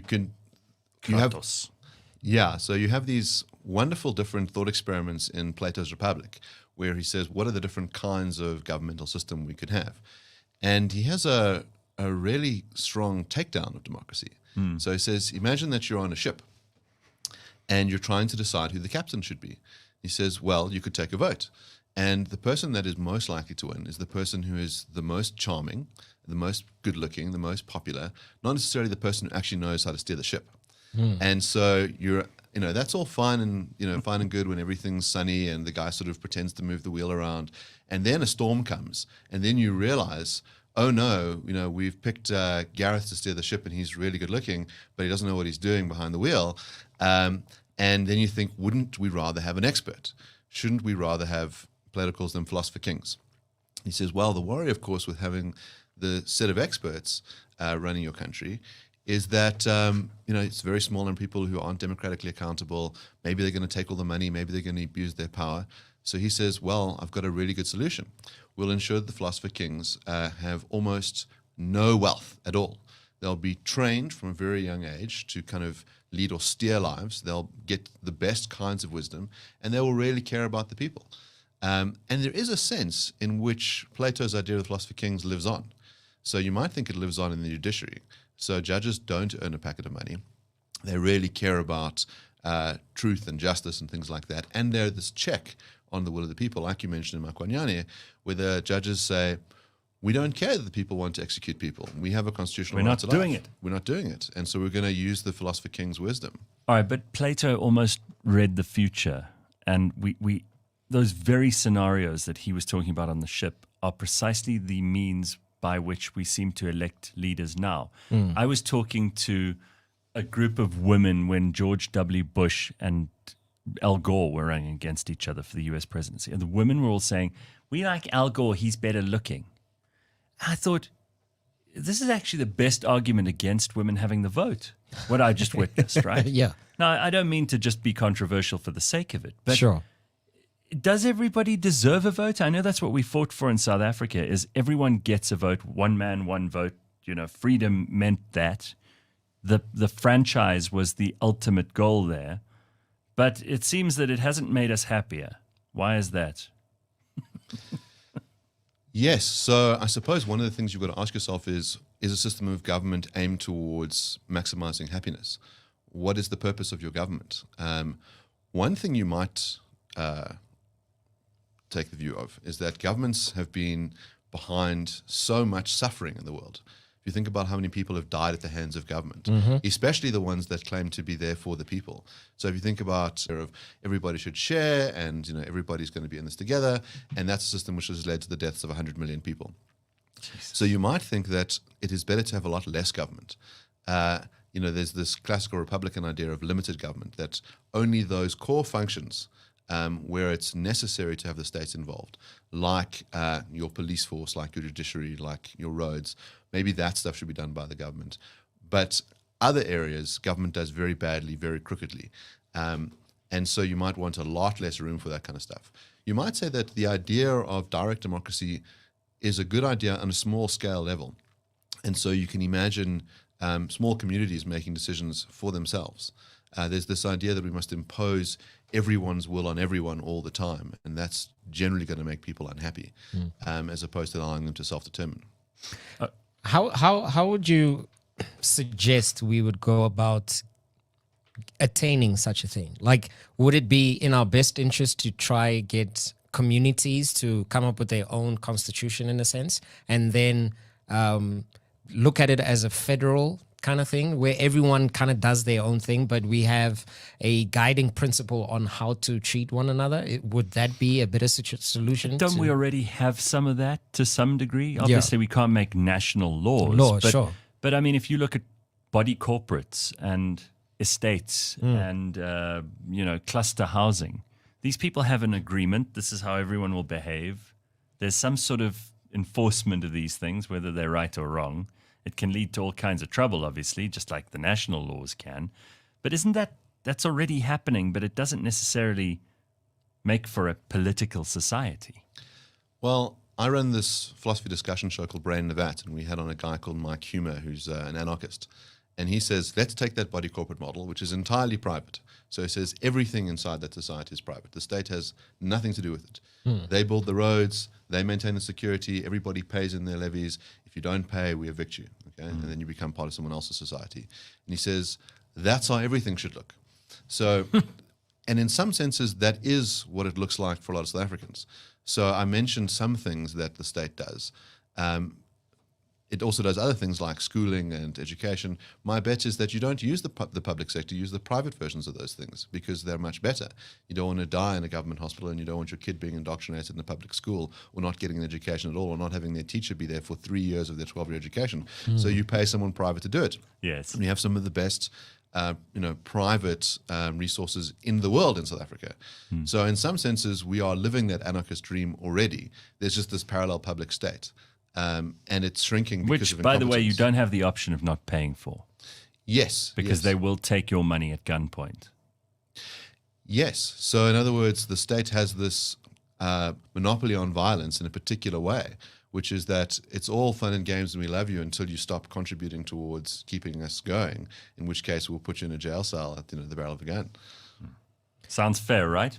Not by my estimation. Okay, so going back to the beginning of this conversation, we talk about democracy, the will of the people, government by the people. That's one system. What are the differences between a republic and the setup of a republic and the setup of a democracy? As it might have been in the beginning, the origins, and where it is today. Yes, so I suppose there's a sense in which you have these additional safeguards against this democratic will in a republic. You might conceive of your representatives differently as well. So you can imagine this direct democracy, which we say could work at a small level and does work very well in body corporates, just doesn't work at a national level. You could have referendums on things. You could. Al Gore had thought of. It's the early days of the internet. Bill Clinton had said the first presidential email like 4 years before when he was running for office, and he said, "We'll just run everything on the internet. We'll just have all these polls." It's not what's happened. Instead, you have these representatives. And if you think about America, you've got two different houses, and we have it in South Africa as well, although it plays no role at all. So you have people representing congressional districts, so small areas, and so you care about what your constituency says, and you're there for a very short period of time. So you're in Congress for 2 years, continual election cycles, or you're in the Senate, where there's only 100 senators, and there you represent your state. So you've got this other kind of interest at play, and both of those places are generating federal laws. So America really is federal in a sense that you have laws for the nation, laws for particular states, and then let's say laws in your city. So, and that can include different levels of tax as well. So if you go to New York, things are so expensive because city tax, state tax, federal tax, whereas you go to Texas, things are a lot cheaper because they did away with a lot of that. But you have this room for autonomy in a system like that where you can say, we just want a different lifestyle where we live. We don't want to live in the way that New Yorkers live when we live in Oklahoma. Our needs are different. There is also a sense in which they have a system where no matter how big your state is, you only get 2 senators. So, you could be in Wyoming, which is underpopulated, or you could be in California, which is the most populous state in America, and you each get 2 senators. But you're going to get a lot more congressmen. And then you have this electoral college system for determining the president. So there's a sort of check system in place to ensure that it's not just one man, one vote that's determining who's in power. Is this to look after the interests of minorities? Is this to keep things fairer? Well, arguably you run into some problems with that. So in some senses, it's to protect rural areas because they're less dense than cities, and so it has an effect of protecting that. You have notorious gerrymandering in the states. So what you do is you try and draw up your voting district in a particular way, the best way to do it is to pack in lots of the opposition into one area. So 100% of the people vote Democrat in this area. And then you want 55% Republican, 45% Democrat in the other areas where you can then win. So all the other votes get knocked out. Is that what redlining is? I think I've heard something along those lines where they kind of outline where their constitution, their constituents, where their constituents are. Redlining was more to do with it was almost like an attempt at a Group Areas Act in the urban parts of America. Right, okay. And that was in the 60s. It very much ended in the 70s and has been rightly decried ever since. It was a lot like our Group Areas Act. You know, you have certain parts of certain cities. Yeah. That's for whites, that's for blacks. And they tried that in America. They fiddled with it by lowering rent in certain areas and raising hiking the it rent up in certain others. Yeah, okay. Yes, so redistricting different. So it's interesting in South Africa, there's this call to change how our democracy works. So we have proportional representation. So basically each party has a list. It determines which candidates will go to parliament based on that list. And then based on how people vote, you get told this is how many people you get to put into seats. Now, we used to have a constituency-based system where the people in a particular area vote for so-and-so and that person gets to go ahead. So someone like Helen Suzman, was the only person who acted for the Democratic Party. She was alone in Parliament for many years and ran the district of Houghton. So the concern with having the constituency-based system is that you can then redistrict in such a manner that you can ensure that minority parties will never get representation. So you can always drown them out. In practice, we've actually done this in South Africa with cities. So some people will remember there used to be a mayor of Sandton.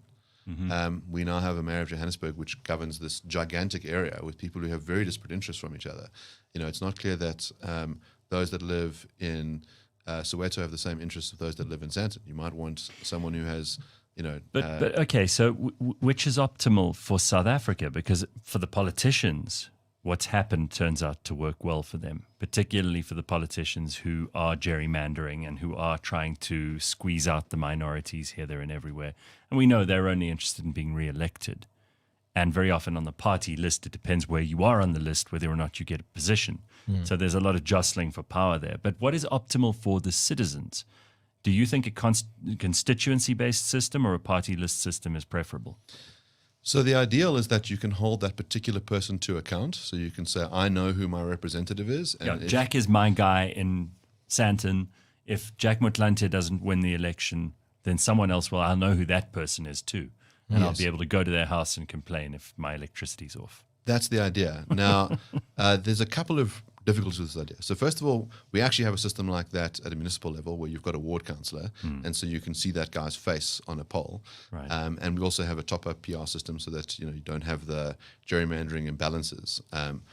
But it's always been the case that that individual who's running is running his campaign not with his own money, but with party money. So if he goes off the path and starts doing something that's different to the party agenda, they're not going to fund his next election. So I know someone who's a Tory parliamentarian where they have in the UK this first past the poll system, first past the post, and he says, there's very little independence that you find from people on that basis. So the parties really are the dominant force in politics. There is an interesting situation that's arising now, which is if you think about Johannesburg, here's not run by the will of the majority, but by the minority. Our last two mayors, and the current mayor, is from Al Jamar. That party has, I think, 2 or 3 seats in a city council of 170. So small parties can sort of play power broker and have this enormous amount of power. You had a similar thing happening in Port Elizabeth with Bobani, only 2 seats there for the UDM, apparently incredibly corrupt guy. So one reform that's been raised by the DA is to say, well, you should have a threshold system. If you're going to have proportional representation, then you have to go so far before you get seats, which is what they do in Germany. Right. So in order to get seats in the Bundestag, you have to have 5%. If you don't, you get nothing. And then you redistribute the smaller amounts. Not good for the small parties. but might lead to a lot of stability. So one of the difficulties that we have in coalition governments is that they're unstable. Joburg has had a variety of different mayors. And so you might think for the good of the people, you want some stability there. Is there a system that you've come across so far that would, as Gareth asked, as far as being optimal for our country as it stands, have you come across a system that would, well, nothing fits perfectly, but that would be kind of suited for the country as it is right now in 2024? Well, you know the classic Winston Churchill quote, which is democracy is the worst system except for all others. Right. Yeah. So I suppose there are things that I'd want alongside our democracy, one of which is a mass dismantling of government power. I would like government to stay out of most things. I think our government in particular has the reverse Midas touch. Whatever it touches turns to shit. Yep. Whereas our private sector really, is incredible. It's, I think, what gives most people hope. And if you think, Mark, come on, you radical libertarian, how dare you say something like this? Ask yourselves, when was the last time you interfaced with government?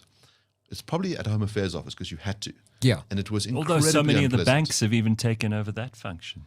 Yes, and aren't you so happy I'm that delighted. the private sector Are you stepped in joking? so you can get your passport? No, Because truthfully, the private sector is a lot more efficient than any government even if office. you don't like them and you think they're capitalist swine who are trying to predate upon all of our money, there's no difference between that argument and the argument that we have to pay tax at gunpoint, which we discussed earlier, and you get nothing in return. At least in the private sector, you're getting a product in return or a service. And if you don't like it, you walk. So if you think about it, if you say they can't force you to use their it's product. a choice, yeah. Imagine that instead of having the variety of different cell providers we had, you just had government telephones. Okay? Yeah. We would still be on 2G. It would cost an absolute Sounds fortune. so bad. Government Think about telecom. Just think about how no one uses that service anymore. They go, the private sector is amazing. There's some competition. Unfortunately, this is still a regulated sector by the state, so there are only so many providers around. But you've got this variety. If you don't like MTN, you go, I'm going to go to Vodacom, which means there's competition, which means there's good pricing. Think about if South African government was, instead of allowing a variety of people to make cell phones, they were like, we're going to make a South African cell phone. How terrible it would be. And think how cell phone prices have crashed over time. My domestic worker can have a 5-star phone for almost no money. And she can start a side business because of that. You're right. Capitalists aren't doing it for the good of the people. They're doing it out of self-interest, but it happens to be incredibly good for everyone else. And that's an honest motive. Whereas the people who pretend to care about you and promise you the world and don't actually give a shit, yeah. And then they disappear. So, all right, to go back to the definitional stuff, and I'm sorry if I'm being boring here, but I watched a clip the other day about how the U.S. Constitution was drafted and how the biggest concern of the founding fathers of the U.S. When they managed to gain independence from Britain and during the period just before when they were drafting the Bill of Rights. And part of their worry was democracy. It wasn't that they were worried about autocracy and King George. It was that they were worried that the country they were establishing would be mob ruled. So most of the checks and balances in the U.S. Constitution are there because of that fear. Is that the same for our Constitution? When they drafted at Cadessa, the South African Constitution, which we know is the supreme law of the land, we are a constitutional republic by definition. What does that mean for us, and what were their biggest concerns when they drafted that?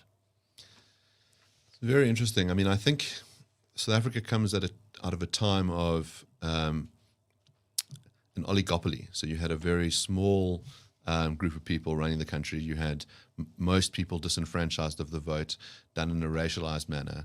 And so there's a sense in which this is unjust. This is not sustainable, because if we don't change the system, we're going to have a bloody revolution. And so we have to have some level of compromise. And we're wary about state power because we've seen it abused by the National Party during apartheid. And so you want some checks on government. So we do follow, to some extent, the classic model of having, 3 different branches. So you've got, your president in the executive, you've got your legislator whose role is to sort of draft the legislation, and then you've got your judiciary who are interpreting it. And I think often I take it for granted that everybody knows that, and then I realize, when I talk about my cases, people often think about judges as if they were legislatures. So they think it's the judge's job to tell us what the law should be. And this is an ongoing debate in America, for example, activist judges who do try to make law. They try to interpret law, but then they also try to change law. They have a progressive slant, or they have a conservative slant, and they're really just meant to interpret it. Not their job to make and write law. Yeah, I mean, the best example of this is Roe versus Wade and it being overturned in the Dobbs case. So that's the famous abortion case. Yes. And so what you have in that original case is the judges say, we think that there is a constitutional right to abortion founded in the right to privacy. Okay, now the American Constitution doesn't have a right to privacy in it. The right to privacy was found in a prior case, which is in what they call the enumerations clause. So the idea that when states had certain rights, individuals had certain rights before the Constitution came into place, and that the Bill of Rights wouldn't limit those rights. So the one view is to say, well, we think there was this hidden right sitting around. And on that basis, we're going to prohibit the federal government from, we're going to prohibit the federal government and all states from instituting abortion bans. And then they went and drafted particular rules. So they said, if you want to have abortions, these are the weeks. This is based on a trimester system. And so they really drafted rules. And what you had then was 49 years of immense tension in America, where it suddenly became the number one job of anybody who was anti-abortion to say we need to change the composition of the bench. So every Republican candidate would say, I'm going to appoint judges who are pro-life. Okay, and eventually it became a massive preoccupation. Massive. Still is. Yes. Well, now what's interesting is so Dobbs comes in, and that court 6-3 says Roe versus Wade was wrongly decided. We don't think that the Constitution says anything on this. It's just silent on it, which means this is actually a question for the demos. The people must decide what the rules are on abortion. So they'll say there's two clear interests here. There's, in other words, a woman's right to bodily autonomy, and there's the interests of this developing fetus. And so let the people decide. It's a contested thing. Not everyone agrees on this, religiously, philosophically. So let them decide.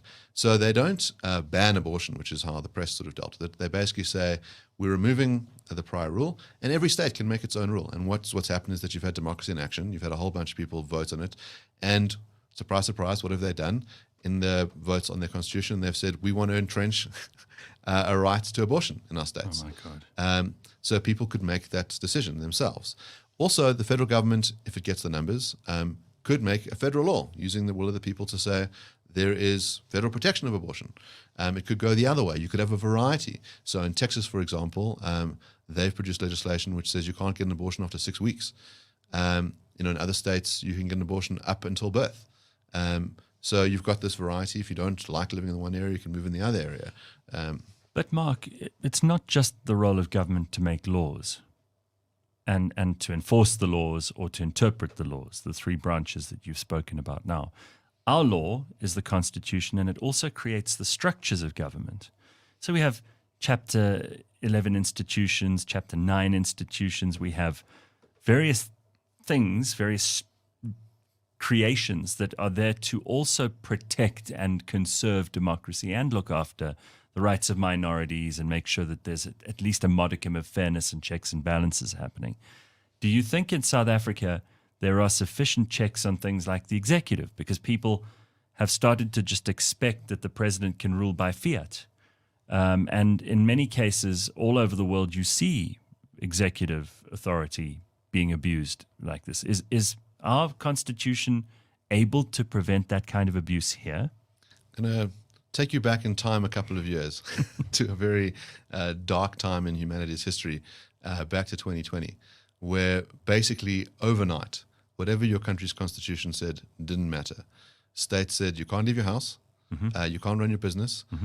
For the sake of your safety, we are running things in an autocratic way. And people just fell down like sheep. Largely. Interesting enough, I was involved in a lot of anti-lockdown litigation at the time, and pushed back some of the absolutely crazy things that were done by executive fiat. Thank you. I've never been able to say that, but thank you for that. I mean, one of the craziest ones I always thought was that there was a ban on e-commerce, like early on, like 3 weeks in. And so the idea was, we're going to shut down all the brick and mortar stores, so it'd be unfair to allow other people to trade online. So they're not allowed to trade online either. And so we wrote to the DTI and said, you do realize that some of those brick and mortar stores would be able to continue surviving by being able to sell online, right? And all those people who work for them wouldn't be rendered starving and homeless. Oh, okay, fine, we'll change our decision. But you had just so much crazy stuff going on that time. So you realize that your constitution only protects you so much. But we did engage in a fair amount of attacks on it. Judges, I think, were quite wary about what to do. There were a couple of big wins. And when I kind of put my head above the parapet, I realized that South Africa was kind of unique on this front, that a lot of countries just took it, that there wasn't much pushback. And it's one of the things that I think we can say that is quite impressive here. Our civil society is good at pushing back against government excess. I'm not so sure about those Chapter 9 institutions. I bet that you could name a couple of the top of your head, one being the public protector. I'm sure everybody is very jubilant about the job that's been done by the public protector in the last couple of years. Fantastic. I mean, it was great for a little while there while they were standing up to the government instead of against the people. Yes. But I think, for the most part, the majority of us didn't know what the public protector was or who that person was up until Jacob Zuma and the fire pool. Yes. Can you name 3 other cases that the off the top of my head? Nope. No, right. Nope. So in other words, all of us go, yeah, then Kandla case, that was great. Now, I had the pleasure of interviewing the advocates who were involved in that case, and I got to interview Tilly Manansela about it. One of the things I said to them at the time, and I did it in Cliff Central Studios, which was great, I said, there's this little worry that it was always the view that the public protector gave these advisory opinions and they weren't binding. This is what made that office different. And the Constitutional Court changes that because Jacob Zuma is a bad man and we should whack him. Is there any worry that we now invest this office with this enormous amount of power that could be abused? I mean, Tuli's about to exit. And the view is, yeah, I guess that might be a concern. But don't worry, we'll deal with that when it comes. There's always an administrative review. And so what happens, of course, is that you invest this office in an enormous amount of power. And, of course, you have a fight to say who gets to wield the power. So Busisiwe gets in there. She's now an EFF MP. And, someone who maybe at times was trying to hold Cyril to account, but maybe for some other agenda. But yeah, it sort of doesn't seem like it was for the good of the people to protect them. The Human Rights Commission, I mean, one of those other Chapter 9s that I think in its early days did some quite impressive work. I think a lot of people would struggle to tell you what it's been doing now. Or well, except for getting in the way of free speech and that sort of thing. Yeah. They are actively doing their best to make citizens the enemy.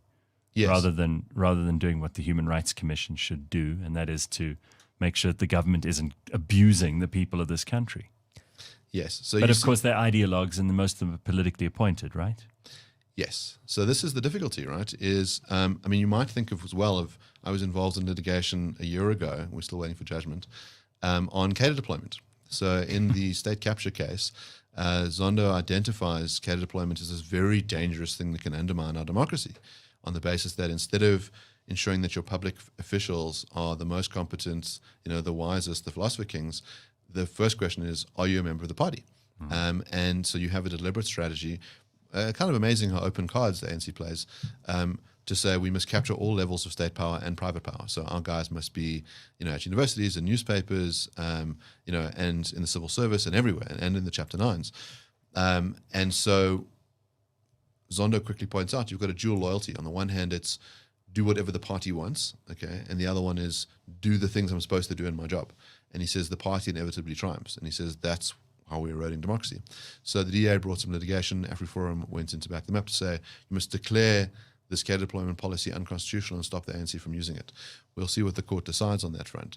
But there is a sense in which when you create all these little institutions, these little mini bureaucracies and alternate ways of adjudicating disputes. So a lot of those things are administrative. Instead of the judge deciding, we set up some little body that sort of decides, and there's a little fiefdom, and it suddenly becomes a prize worthy of capture.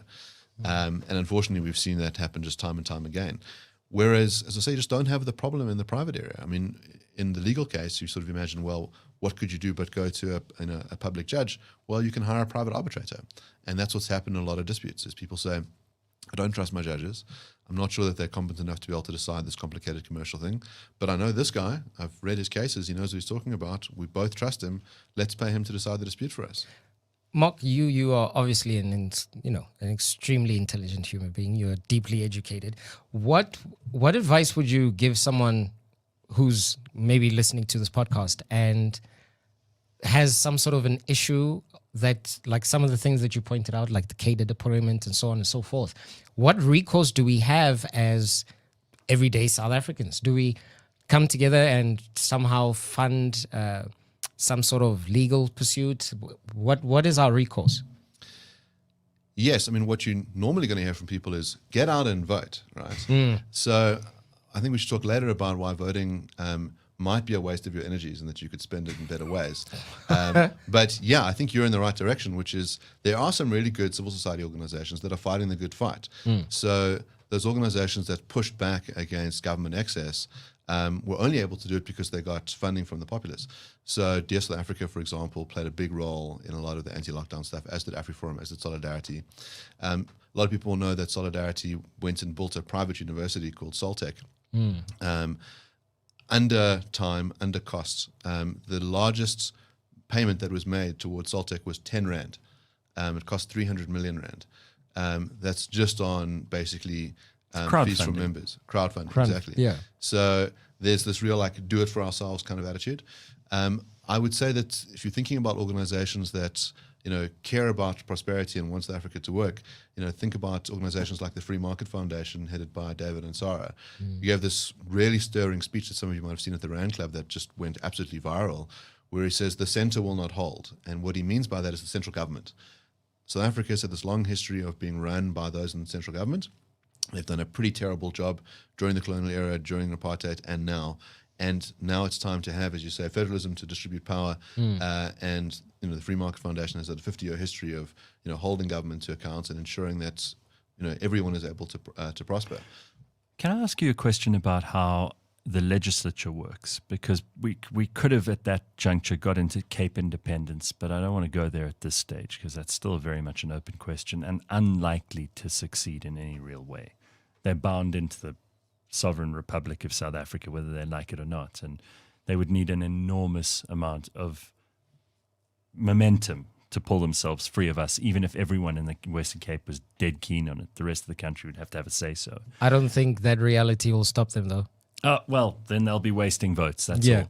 But the legislature in this country consists of two houses, and you indicated, you kind of glossed over the second house, the National Council of Provinces, which used to be our Senate. In Britain, it's the House of Lords. In America, it's the Senate. It's meant not just to rubber stamp legislation from the lower house, which is what ours does, but it's meant to perform a function in this country anyway, where it looks after the interests of that province, makes sure that competing interests are weighed up by the provinces. Is that what actually happens, or is it just a place we put traditional leaders to make them feel good about themselves? Is it a place that we deploy cadres who have no longer been able to make themselves useful in the executive or in the lower house of our legislature? Is it just sheltered employment? Well, can you think of an example of a piece of pernicious legislation where the NCOP said, over our dead bodies will we allow this to be passed? No. And I don't think anyone can. Yeah. I mean, I don't think there is an example of that. I think there were the smallest of possible changes to the hate speech bill that were suggested and I think ignored by the National Assembly, and that legislation was then voted through. That's, by the way, you mentioned the sort of threats to free speech rights. The current regime in South Africa is that if you commit an act of hate speech, you can be made to apologize, you can be made to pay a fine. You can't have any sort of time behind bars. The hate speech bill changes that, and you can get time behind bars. So that's going to be very interesting, and we'll see how freely and fairly it is used. But our constitution provides for free speech. Yes, it does. So is this the democracy over the republic that we were talking about earlier?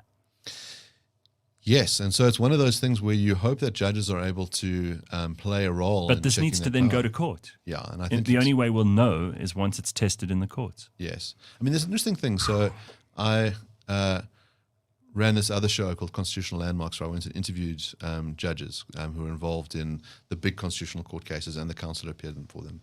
And you mentioned Makwanyane at the beginning of the show, so I interviewed Johan Krickler about it, and I interviewed Yvonne Mogoro about it. And Johan said something very interesting to me. He said, this was an absolute hot potato question. It's 1995. It's the first case that the court hears. So you do have sort of newly elected government, and no one wants to touch it because they know that there's a big appetite for a death penalty, but it also is known that the death penalty was used to execute people for political reasons. And he says they didn't want to vote on it. It wouldn't have been popular, and they made us do it. And he says it was our job to outlaw the death penalty. And he says, personally, he has absolutely no problem with the death penalty. As a judge sitting at the Supreme Court of Appeal, he confirmed He may have death penalty sentenced sentence. people a few times. Yeah. Sure. And he said, and they had it coming, they deserved it, and they deserved it in terms of the law. And then he says, and the law changed. When the Constitution came in, you had a right to life, and you therefore couldn't have a death penalty. So he took a very strict, interpretation of the Constitution and applied it. You had Von Makora saying, well, we now must embrace Ubuntu, and you are a person through other people, and so if you annihilate that other person, you yourself can't be here. So it took this completely different approach. You had, L.B. Sachs talking about dignity and how it's an infringement on someone's dignity right to execute them. So you had all these different ways of getting to the same route, but the idea was Parliament is too cowardly to decide this. We must do it.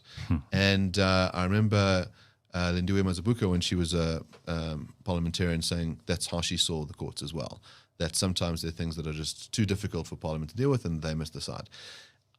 I think the difficulty with that line is when you start to get the philosopher kings to do too much of the heavy lifting, what happens when they become bad philosophers?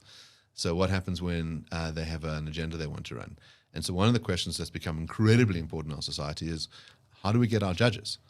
So we get our judges through the Judicial Services Commission. So our constitution is kind of unique in the sense that we came up with this compromise of how do we appoint judges? Okay, we'll have some academics, we'll have some lawyers, and we'll have some politicians, and they'll sit on this 27-person panel, and then they'll interview judges and decide. So you have someone like David Unterhalter, who's, I'd say, one of the most internationally regarded jurists in the world. Sure. Has played the role of a judge on many occasions at the Supreme Court of Appeal. He's done acting since the Constitutional Court. He was involved in the World Trade Organization, and has applied for a job at the Constitutional Court 5 times and at the Supreme Court of Appeal, and every time has been told no, in the most humiliating of all ways, in the most anti-Semitic ways. So there you can see that this body, which is meant to play a role in deciding who the judges are in a way that's fair and is good for the law, has a massive agenda. And it's become really, really embarrassing, to the point where the JSC itself has had to kind of be taken to court and apologize and occasionally reform and, let a good guy in every so often. But there is a concern. You've got people like, you speak about David Unterhalter's qualifications just as a jurist, but you've got people who are on the JSC who have absolutely no experience of the law whatsoever. You also have people who have a very interesting direct experience of the law. So someone like Julius Malema sits on the JSC. I think he's the longest standing member. He's been there for 10 years and has had direct experience of the law, and that he's involved in a lot of litigation. And when Motojane was applying for an elevation from the High Court to the Supreme Court of Appeal, Julius Malema said to him, "Why should I give you this promotion after what you did to me in our litigation?" And so there was a dispute between Malema and Trevor Manuel. Motojane held that Malema had to pay R500,000 in defamation damages, awarded in favor of Trevor Manuel. And so, Malema says the quiet part out loud, which is, you're not getting this job because of what you did to me. So here there's a clear conflict of interest. Parliament then says to him, listen, this is very unparliamentary, you should apologize. What does Julius do? He takes it to court and he wins. So there's a sense in which the judiciary has become another object for capture. And the idea is get our guys in there, help them to support our agenda. I must say that, among my colleagues, we've become more and more despairing. I was at a News 24 conference recently, and the journalist said, we're very worried about South Africa. Everything's just in a terrible state of affairs. The government's corrupt and everything's bad. And but there's 2 things that give us hope. The one is, our press is just world class and our judiciary is world class. And I bumped into someone who I won't name, who's a doyen of the media. And I said, how's the free press going? He says, it's pretty fucking bad, Mark. It's pretty fucking bad. He says, I'm sure there's journalists who are taking bribes. They're not independent. There's juniorization in the newsrooms. People like IOL, Iqbal Serve. Yeah. That's hardly, it's compromised in some way. And of course, we also know that the big media houses are controlled by people who absolutely have an agenda and are politically involved. Yeah, and it's the nice private guys at Cliff Central here to tell you what's really true, guys. Yeah. And then he said to me, so Mark, what which things is why like, you started doing your podcast with us. I've roped you in as our know-it-all. Exactly. He says, Mark, what are things like judiciary, you know? And you've just been told this is wonderful. And I said, it's pretty fucking bad. Okay. Do we have any mechanisms to bring about the change that you alluded to a little earlier on? Like, given, to me, it sounds a little insane to have, as you said, Julius, to sit on the JSE and literally say you're not getting this job because of what you did to me. Do we have any checks for that kind of stuff, or can he be removed? can That's he what be removed? Yeah, that's what he's so asking. what do we do about this? Yeah, so there's a sense in which, this is often said, that our constitution was drafted with Mandela in mind, with you draft for angels. I always think that, you know, as a liberal, I'm very worried about human nature, and I think fearing the worst of people is a good thing when you're drafting laws. That you want to think, how could someone break this rule? How could they use it to their advantage? How could they use it to hurt people? And let's try and ensure that they can't. In other words, always expect the very worst. Yes. Yeah. Or at least you could take the view, which is prepare for the worst and expect the best. So that when the bad thing happens, you know what to do about it. But when you're writing these laws and when you're creating the systems of government, imagine a Hitler rather than you know, a Mother Teresa. Because if Mother Teresa's running things, you don't actually need the law, right? The point is that think about the kind of person who's It's becoming like when you do an antenuptial contract before you get married. It's not because you're in love and everything's going to go great. You're thinking about what happens if it all falls apart. If it all falls apart, yeah. Yeah, that's exactly it.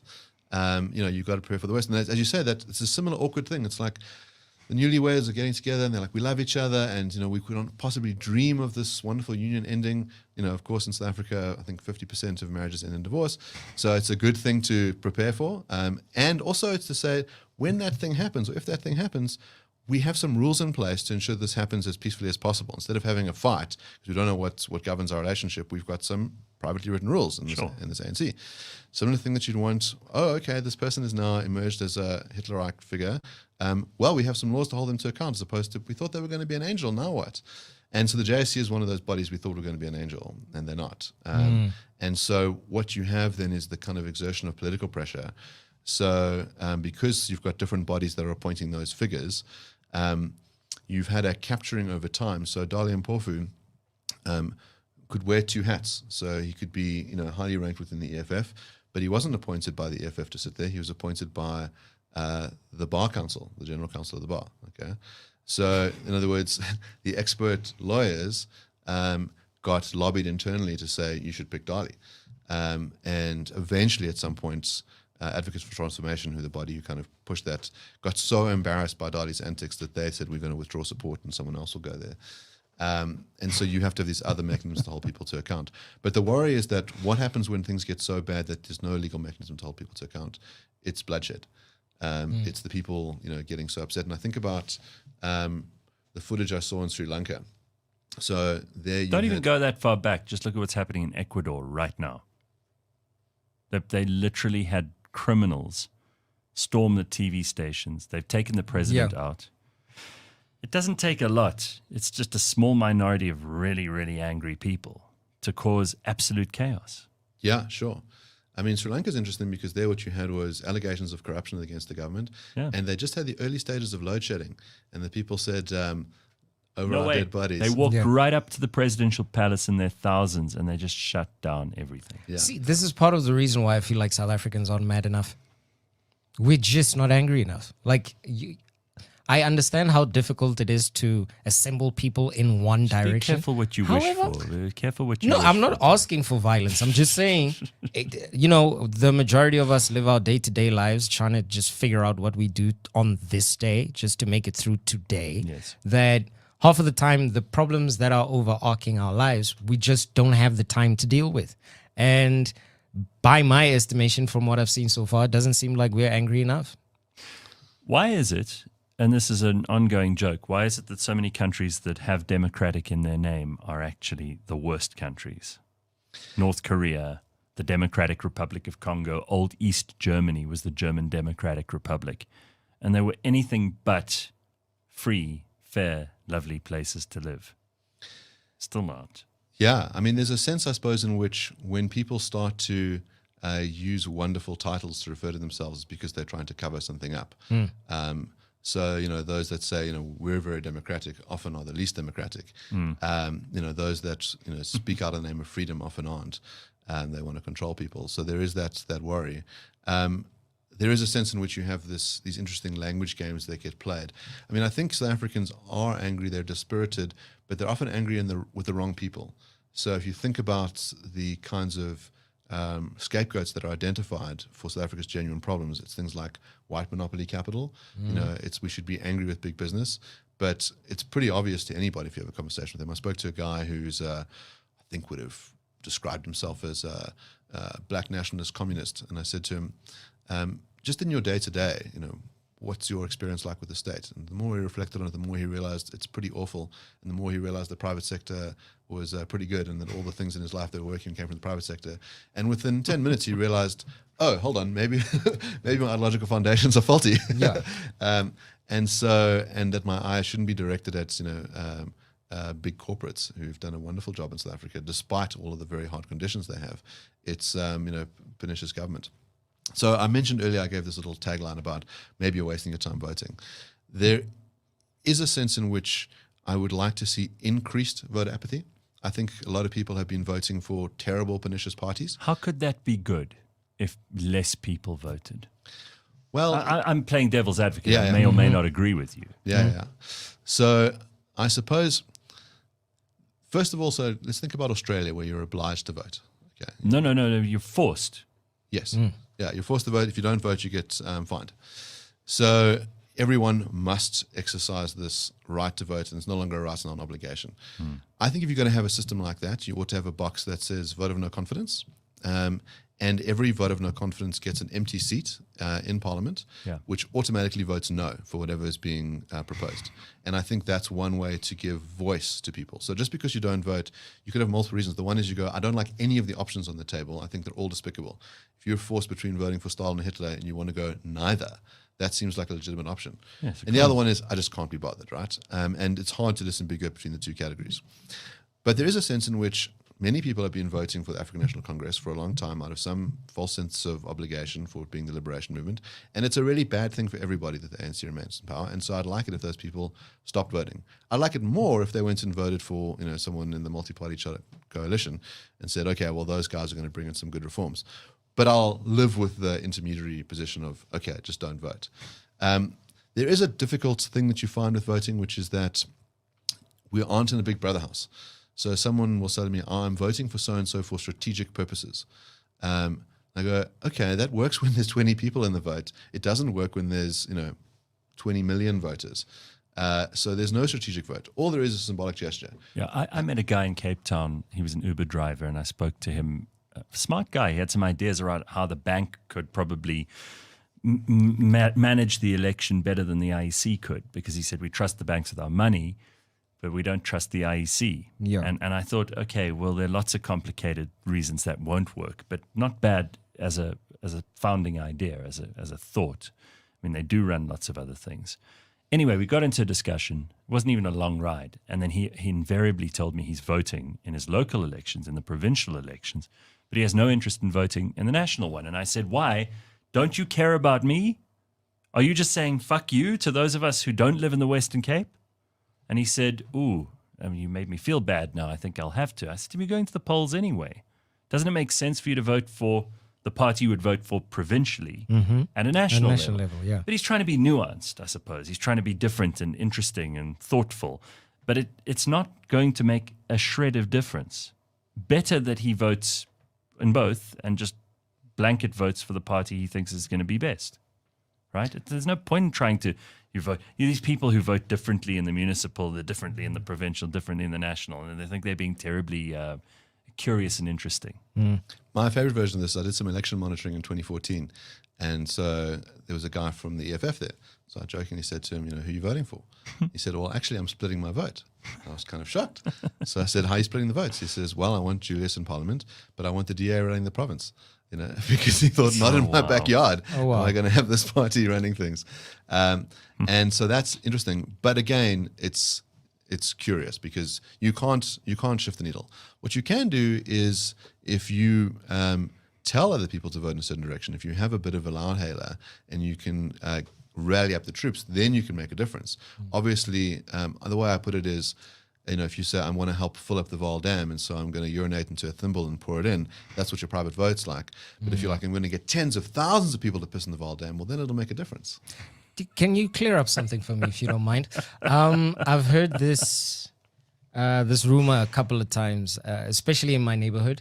I don't know if it's a conspiracy theory or if it's true. So a lot of people are of the belief that if you voted in the elections, let's just say the previous elections, and you voted for the ANC, and this time around you choose not to exercise your right to vote, is it true that they just count your previous vote again for this election?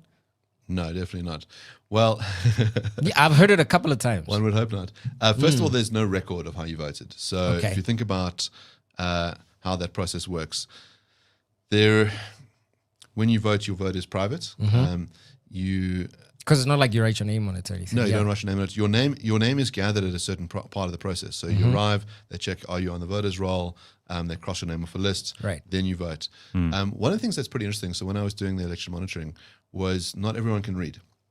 So the idea is that they then ask someone to read out the ballot. So I'd watch the election official read out the ballot, and as she was going down, she read out the political party AIC, okay, which is I think the African Independence Congress, and the voter says, "Oh yeah, that's who I want, AIC." So I sort of thought, maybe you're one of the few people who's heard of this political party, maybe not. So I said to the election official, maybe you should continue reading the ballot. She goes, AIC, ANC. No, that's the one. That's the one, yeah. Now, the AIC got 1.5% of the vote. I'm entirely sure that's just an error, that they were just strategically placed above ANC, which helped them. They were basically a political party that had one thing they cared about, which is changing a boundary in between two provinces. That's it. Oh, wow. That was their whole raison d'etre. That's it, yeah. Okay. What are the other systems? Because we're running out of time here, but I think it's really useful to have you here, and I'm going to tap into as much as you know about this. What are the other systems you could have in place of a constitutional republic or a democracy? You mentioned oligopoly, but there's oligarchy, there's monarchy, there's autocracy. Let's just look at those three, and then maybe you want to add in some of the more bizarre ones. There's theocracy too, so you define these for us. Oh, I hope we don't turn into a theocracy. Well, we don't. I mean, what kind of religion do we? Be a very soft sort of Christian thing. Yeah. 80% of the population. Ish. Yeah. Ish. Yeah, interesting thing to think about those systems. So if you think about a theocracy that operates, think about Iran. Yeah, that's a great example. Yeah, and there you have this tension. So you actually have a lot of Iranians who are quite secular, Yes. who are sick of being oppressed by these religious leaders. That one of the big protest stories of last year was the morality of police beating a woman to death for not wearing a headscarf that covered her hair properly, and at some point the people said this is just unconscionable, and so you had these mass protests of people burning their headscarves and pushing back, and so there was this threat to the religious leaders, and at some point they sort of backed down. At other points they sort of accelerated. Funny enough, I mean, you think about monarchies. I mean, you can go back in time where you really just have this divine right of kings, and the king runs everything. And some places have preserved their monarchies and run them in parallel. So if you think about the UK, the Queen is a monarch not just for the UK, but for a few other places as well. The king, of course, the king. King now, yeah. So although the Australians, I think, aren't going to put Charles in their money yet, but the role that King Charles is going to play is restricted. So officially, I think you can remove a prime minister by asking the king, and the Australians did this because one of their prime ministers wandered into the ocean and got lost, and they had to have a mechanism for his removal, so they asked the Queen.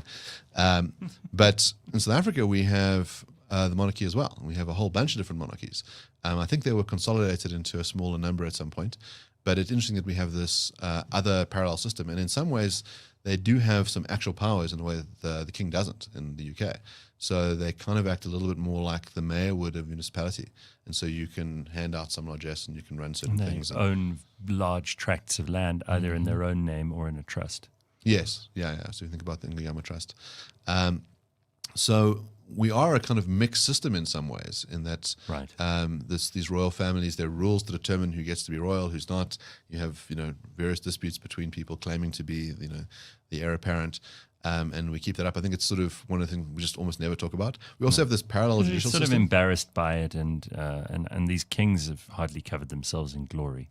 No, they haven't. Yeah, and you have these traditional courts, so which have the power to adjudicate certain kinds of disputes. One of which I think people will find absolutely bizarre, is that if you are found guilty of witchcraft, you can be punished through exile through our courts. So, in other words, if you're a woman who has a nice place and other people get jealous By the way, of are it, women allowed in these traditional courts at all? as far as I know, not. Yeah. From what I've seen, yeah. If you're a woman who, let's say, is physically assaulted by some guy, a guy goes to represent you. You're not even there. There's no woman in there. And then these guys decide what to do with you. Yes, they don't have criminal powers, but they have some sort of civil powers. So you could have a situation But where wait, you were telling me about witchcraft. Let's just finish that, because that sounds It's fantastic. Yeah. So first of all, we would think about how do you work out whether you're a witch, or we could Monty Python it and sort of try and drown you. And if you drown, well, then you were a woman. If you float, then you're a witch. That would be the hardest thing to prove, but somehow. So basically, the line would be like, well, if we get to exile you, then we have a reason to take your stuff. So why don't we just say that you were singing the wrong songs under the moonlight at the wrong time, and then we can kick you out. I mean, there's a sort of line that exiles a fate worse than death. So it's bizarre that you have this power. And then there's various other sort of disputes, so pronouncing on divorces and, and as I said, like, one of the cases that we studied in law school was a situation where grandmother was attacked by a guy with a kitchen knife, and he chopped off her finger. And so, as you say, the male elders got together and decided the dispute, and they said the guy must come and do chores for the grandmother. So must be in her house and clean things up for her, because she can't do that with her finger gone. So this is this idea of restorative justice. But can you imagine if every single day you had to be in the company of the person who attacked you? Yeah. It's a creative mechanism, but it's quite an unusual one. And one is that she didn't have much say in. It's kind imposed. of torture. No, it was imposed on her. Yeah. Okay, so I think we kind of ruled out monarchy and theocracy. Oligarchy or aristocracy, kind of the same thing. The one is money, the other one is social status, class. And then we've got autocracy. Autocracy has come under quite a lot of undue criticism, mostly because of the 20th century. But autocracy was considered a respectable form of government for a very long time, and is in many parts of the world, and always has been. And, if you don't like it, well, then we just put you in a gulag. So there's no one that's going to complain. You just poll the populace, and everybody's happy with it. You don't It's even like- poll them. In a real autocracy, you don't even bother. You produce a poll, but you don't ask the people. The famous case of Hitler's Anschluss of Austria was 98% of people were in favor. Yeah, it's always in these countries like the Central African Republic or, Gabon or whatever. It's always these incredible election results of like 90% plus. Everybody's convinced this is the right way to go. There's an interesting thing that you find in Orthodox Judaism. So you would have a death penalty that could be imposed by your judges. And the rule was you'd have 70 judges. And if all 70 of them voted that you should be executed, you were automatically acquitted. I think that's bizarre, but you had this massive consensus. Everybody agreed that you were a murderer. And they say, exactly. They say, if the consensus is that high, you just don't find that in nature. You find people disagree with each other. So what's likely is that you've had some poisoning of the system. So those countries where a guy gets in by 90%, we know that something went wrong. Completely wrong, clever. yeah. That's so clever. Yeah, that's pretty genius. Are there other forms? What about a qualified franchise to round this up? Because people talk about that too. I was in a conversation just last night about this with someone says, if you're a prisoner, you don't get a vote. If you are a person on welfare, you only get half a vote. If you're a person who employs people, for every person you employ, you get a vote because technically you're responsible for them. If you have a Matric, you get a vote. If you have a university bachelor's degree, another one. Master's, another one. Doctor, another one.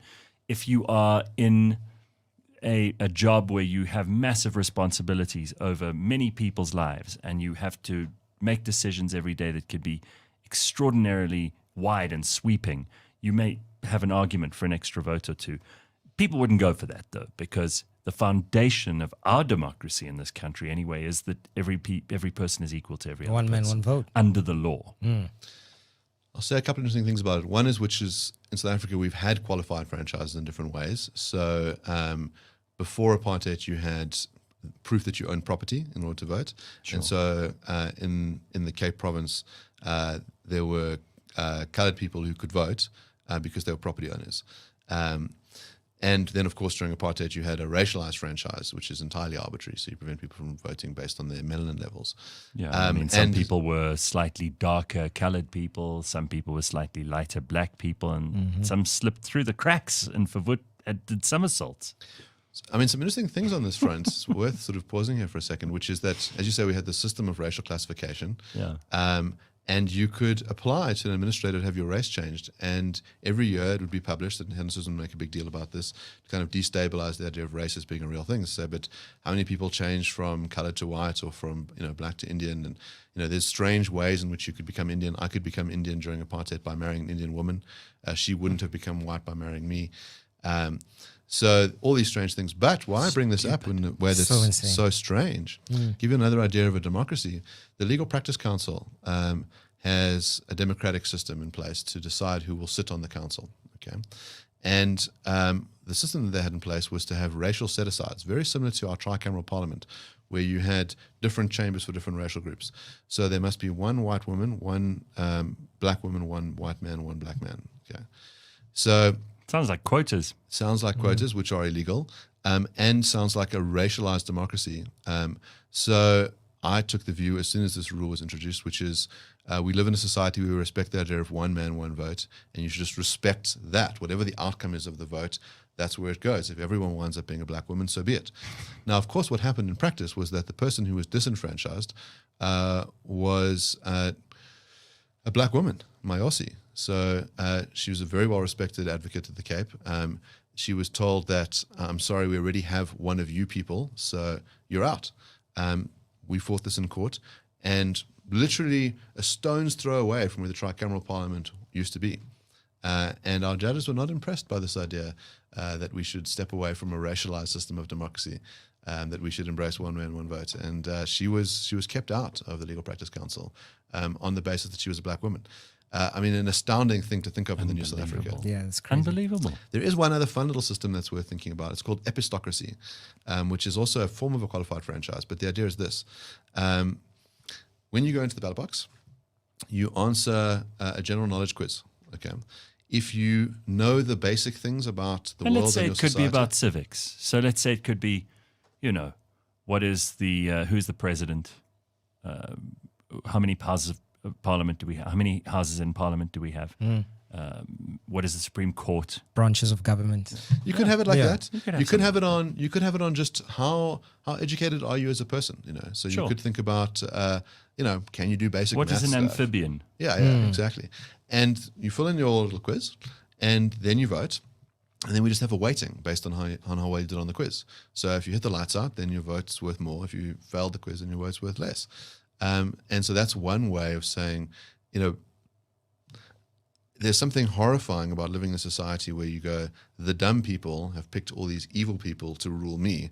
Why am I held hostage to this? It's horrifying. And so if you could change that, and we have had versions of it over time. So in the UK, I think if you went to Oxford or Cambridge, you got a double vote. And the idea was you're meant to be an excellent person. I'm not so sure if we should give university students extra votes, given all the outlandish things they believe.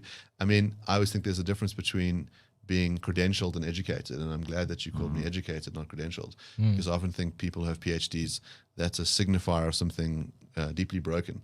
You've got to be so credentialed to say something so stupid. Yeah, completely. Well, we've got to leave it there, unfortunately, but I could talk to you about this, and I'm sure you could too, Jack, for Like hours. I've learned so much already. Certainly, I hope that we have a modicum of education when we go to the polls this year, and I hope that we can see some differences come about, because elections do change things. That's why they're so hard won and hard contested. So thank you, Mark. I appreciate your time. Mark Oppenheimer, and we'll see you again soon. Democracy 101. Thanks, everybody.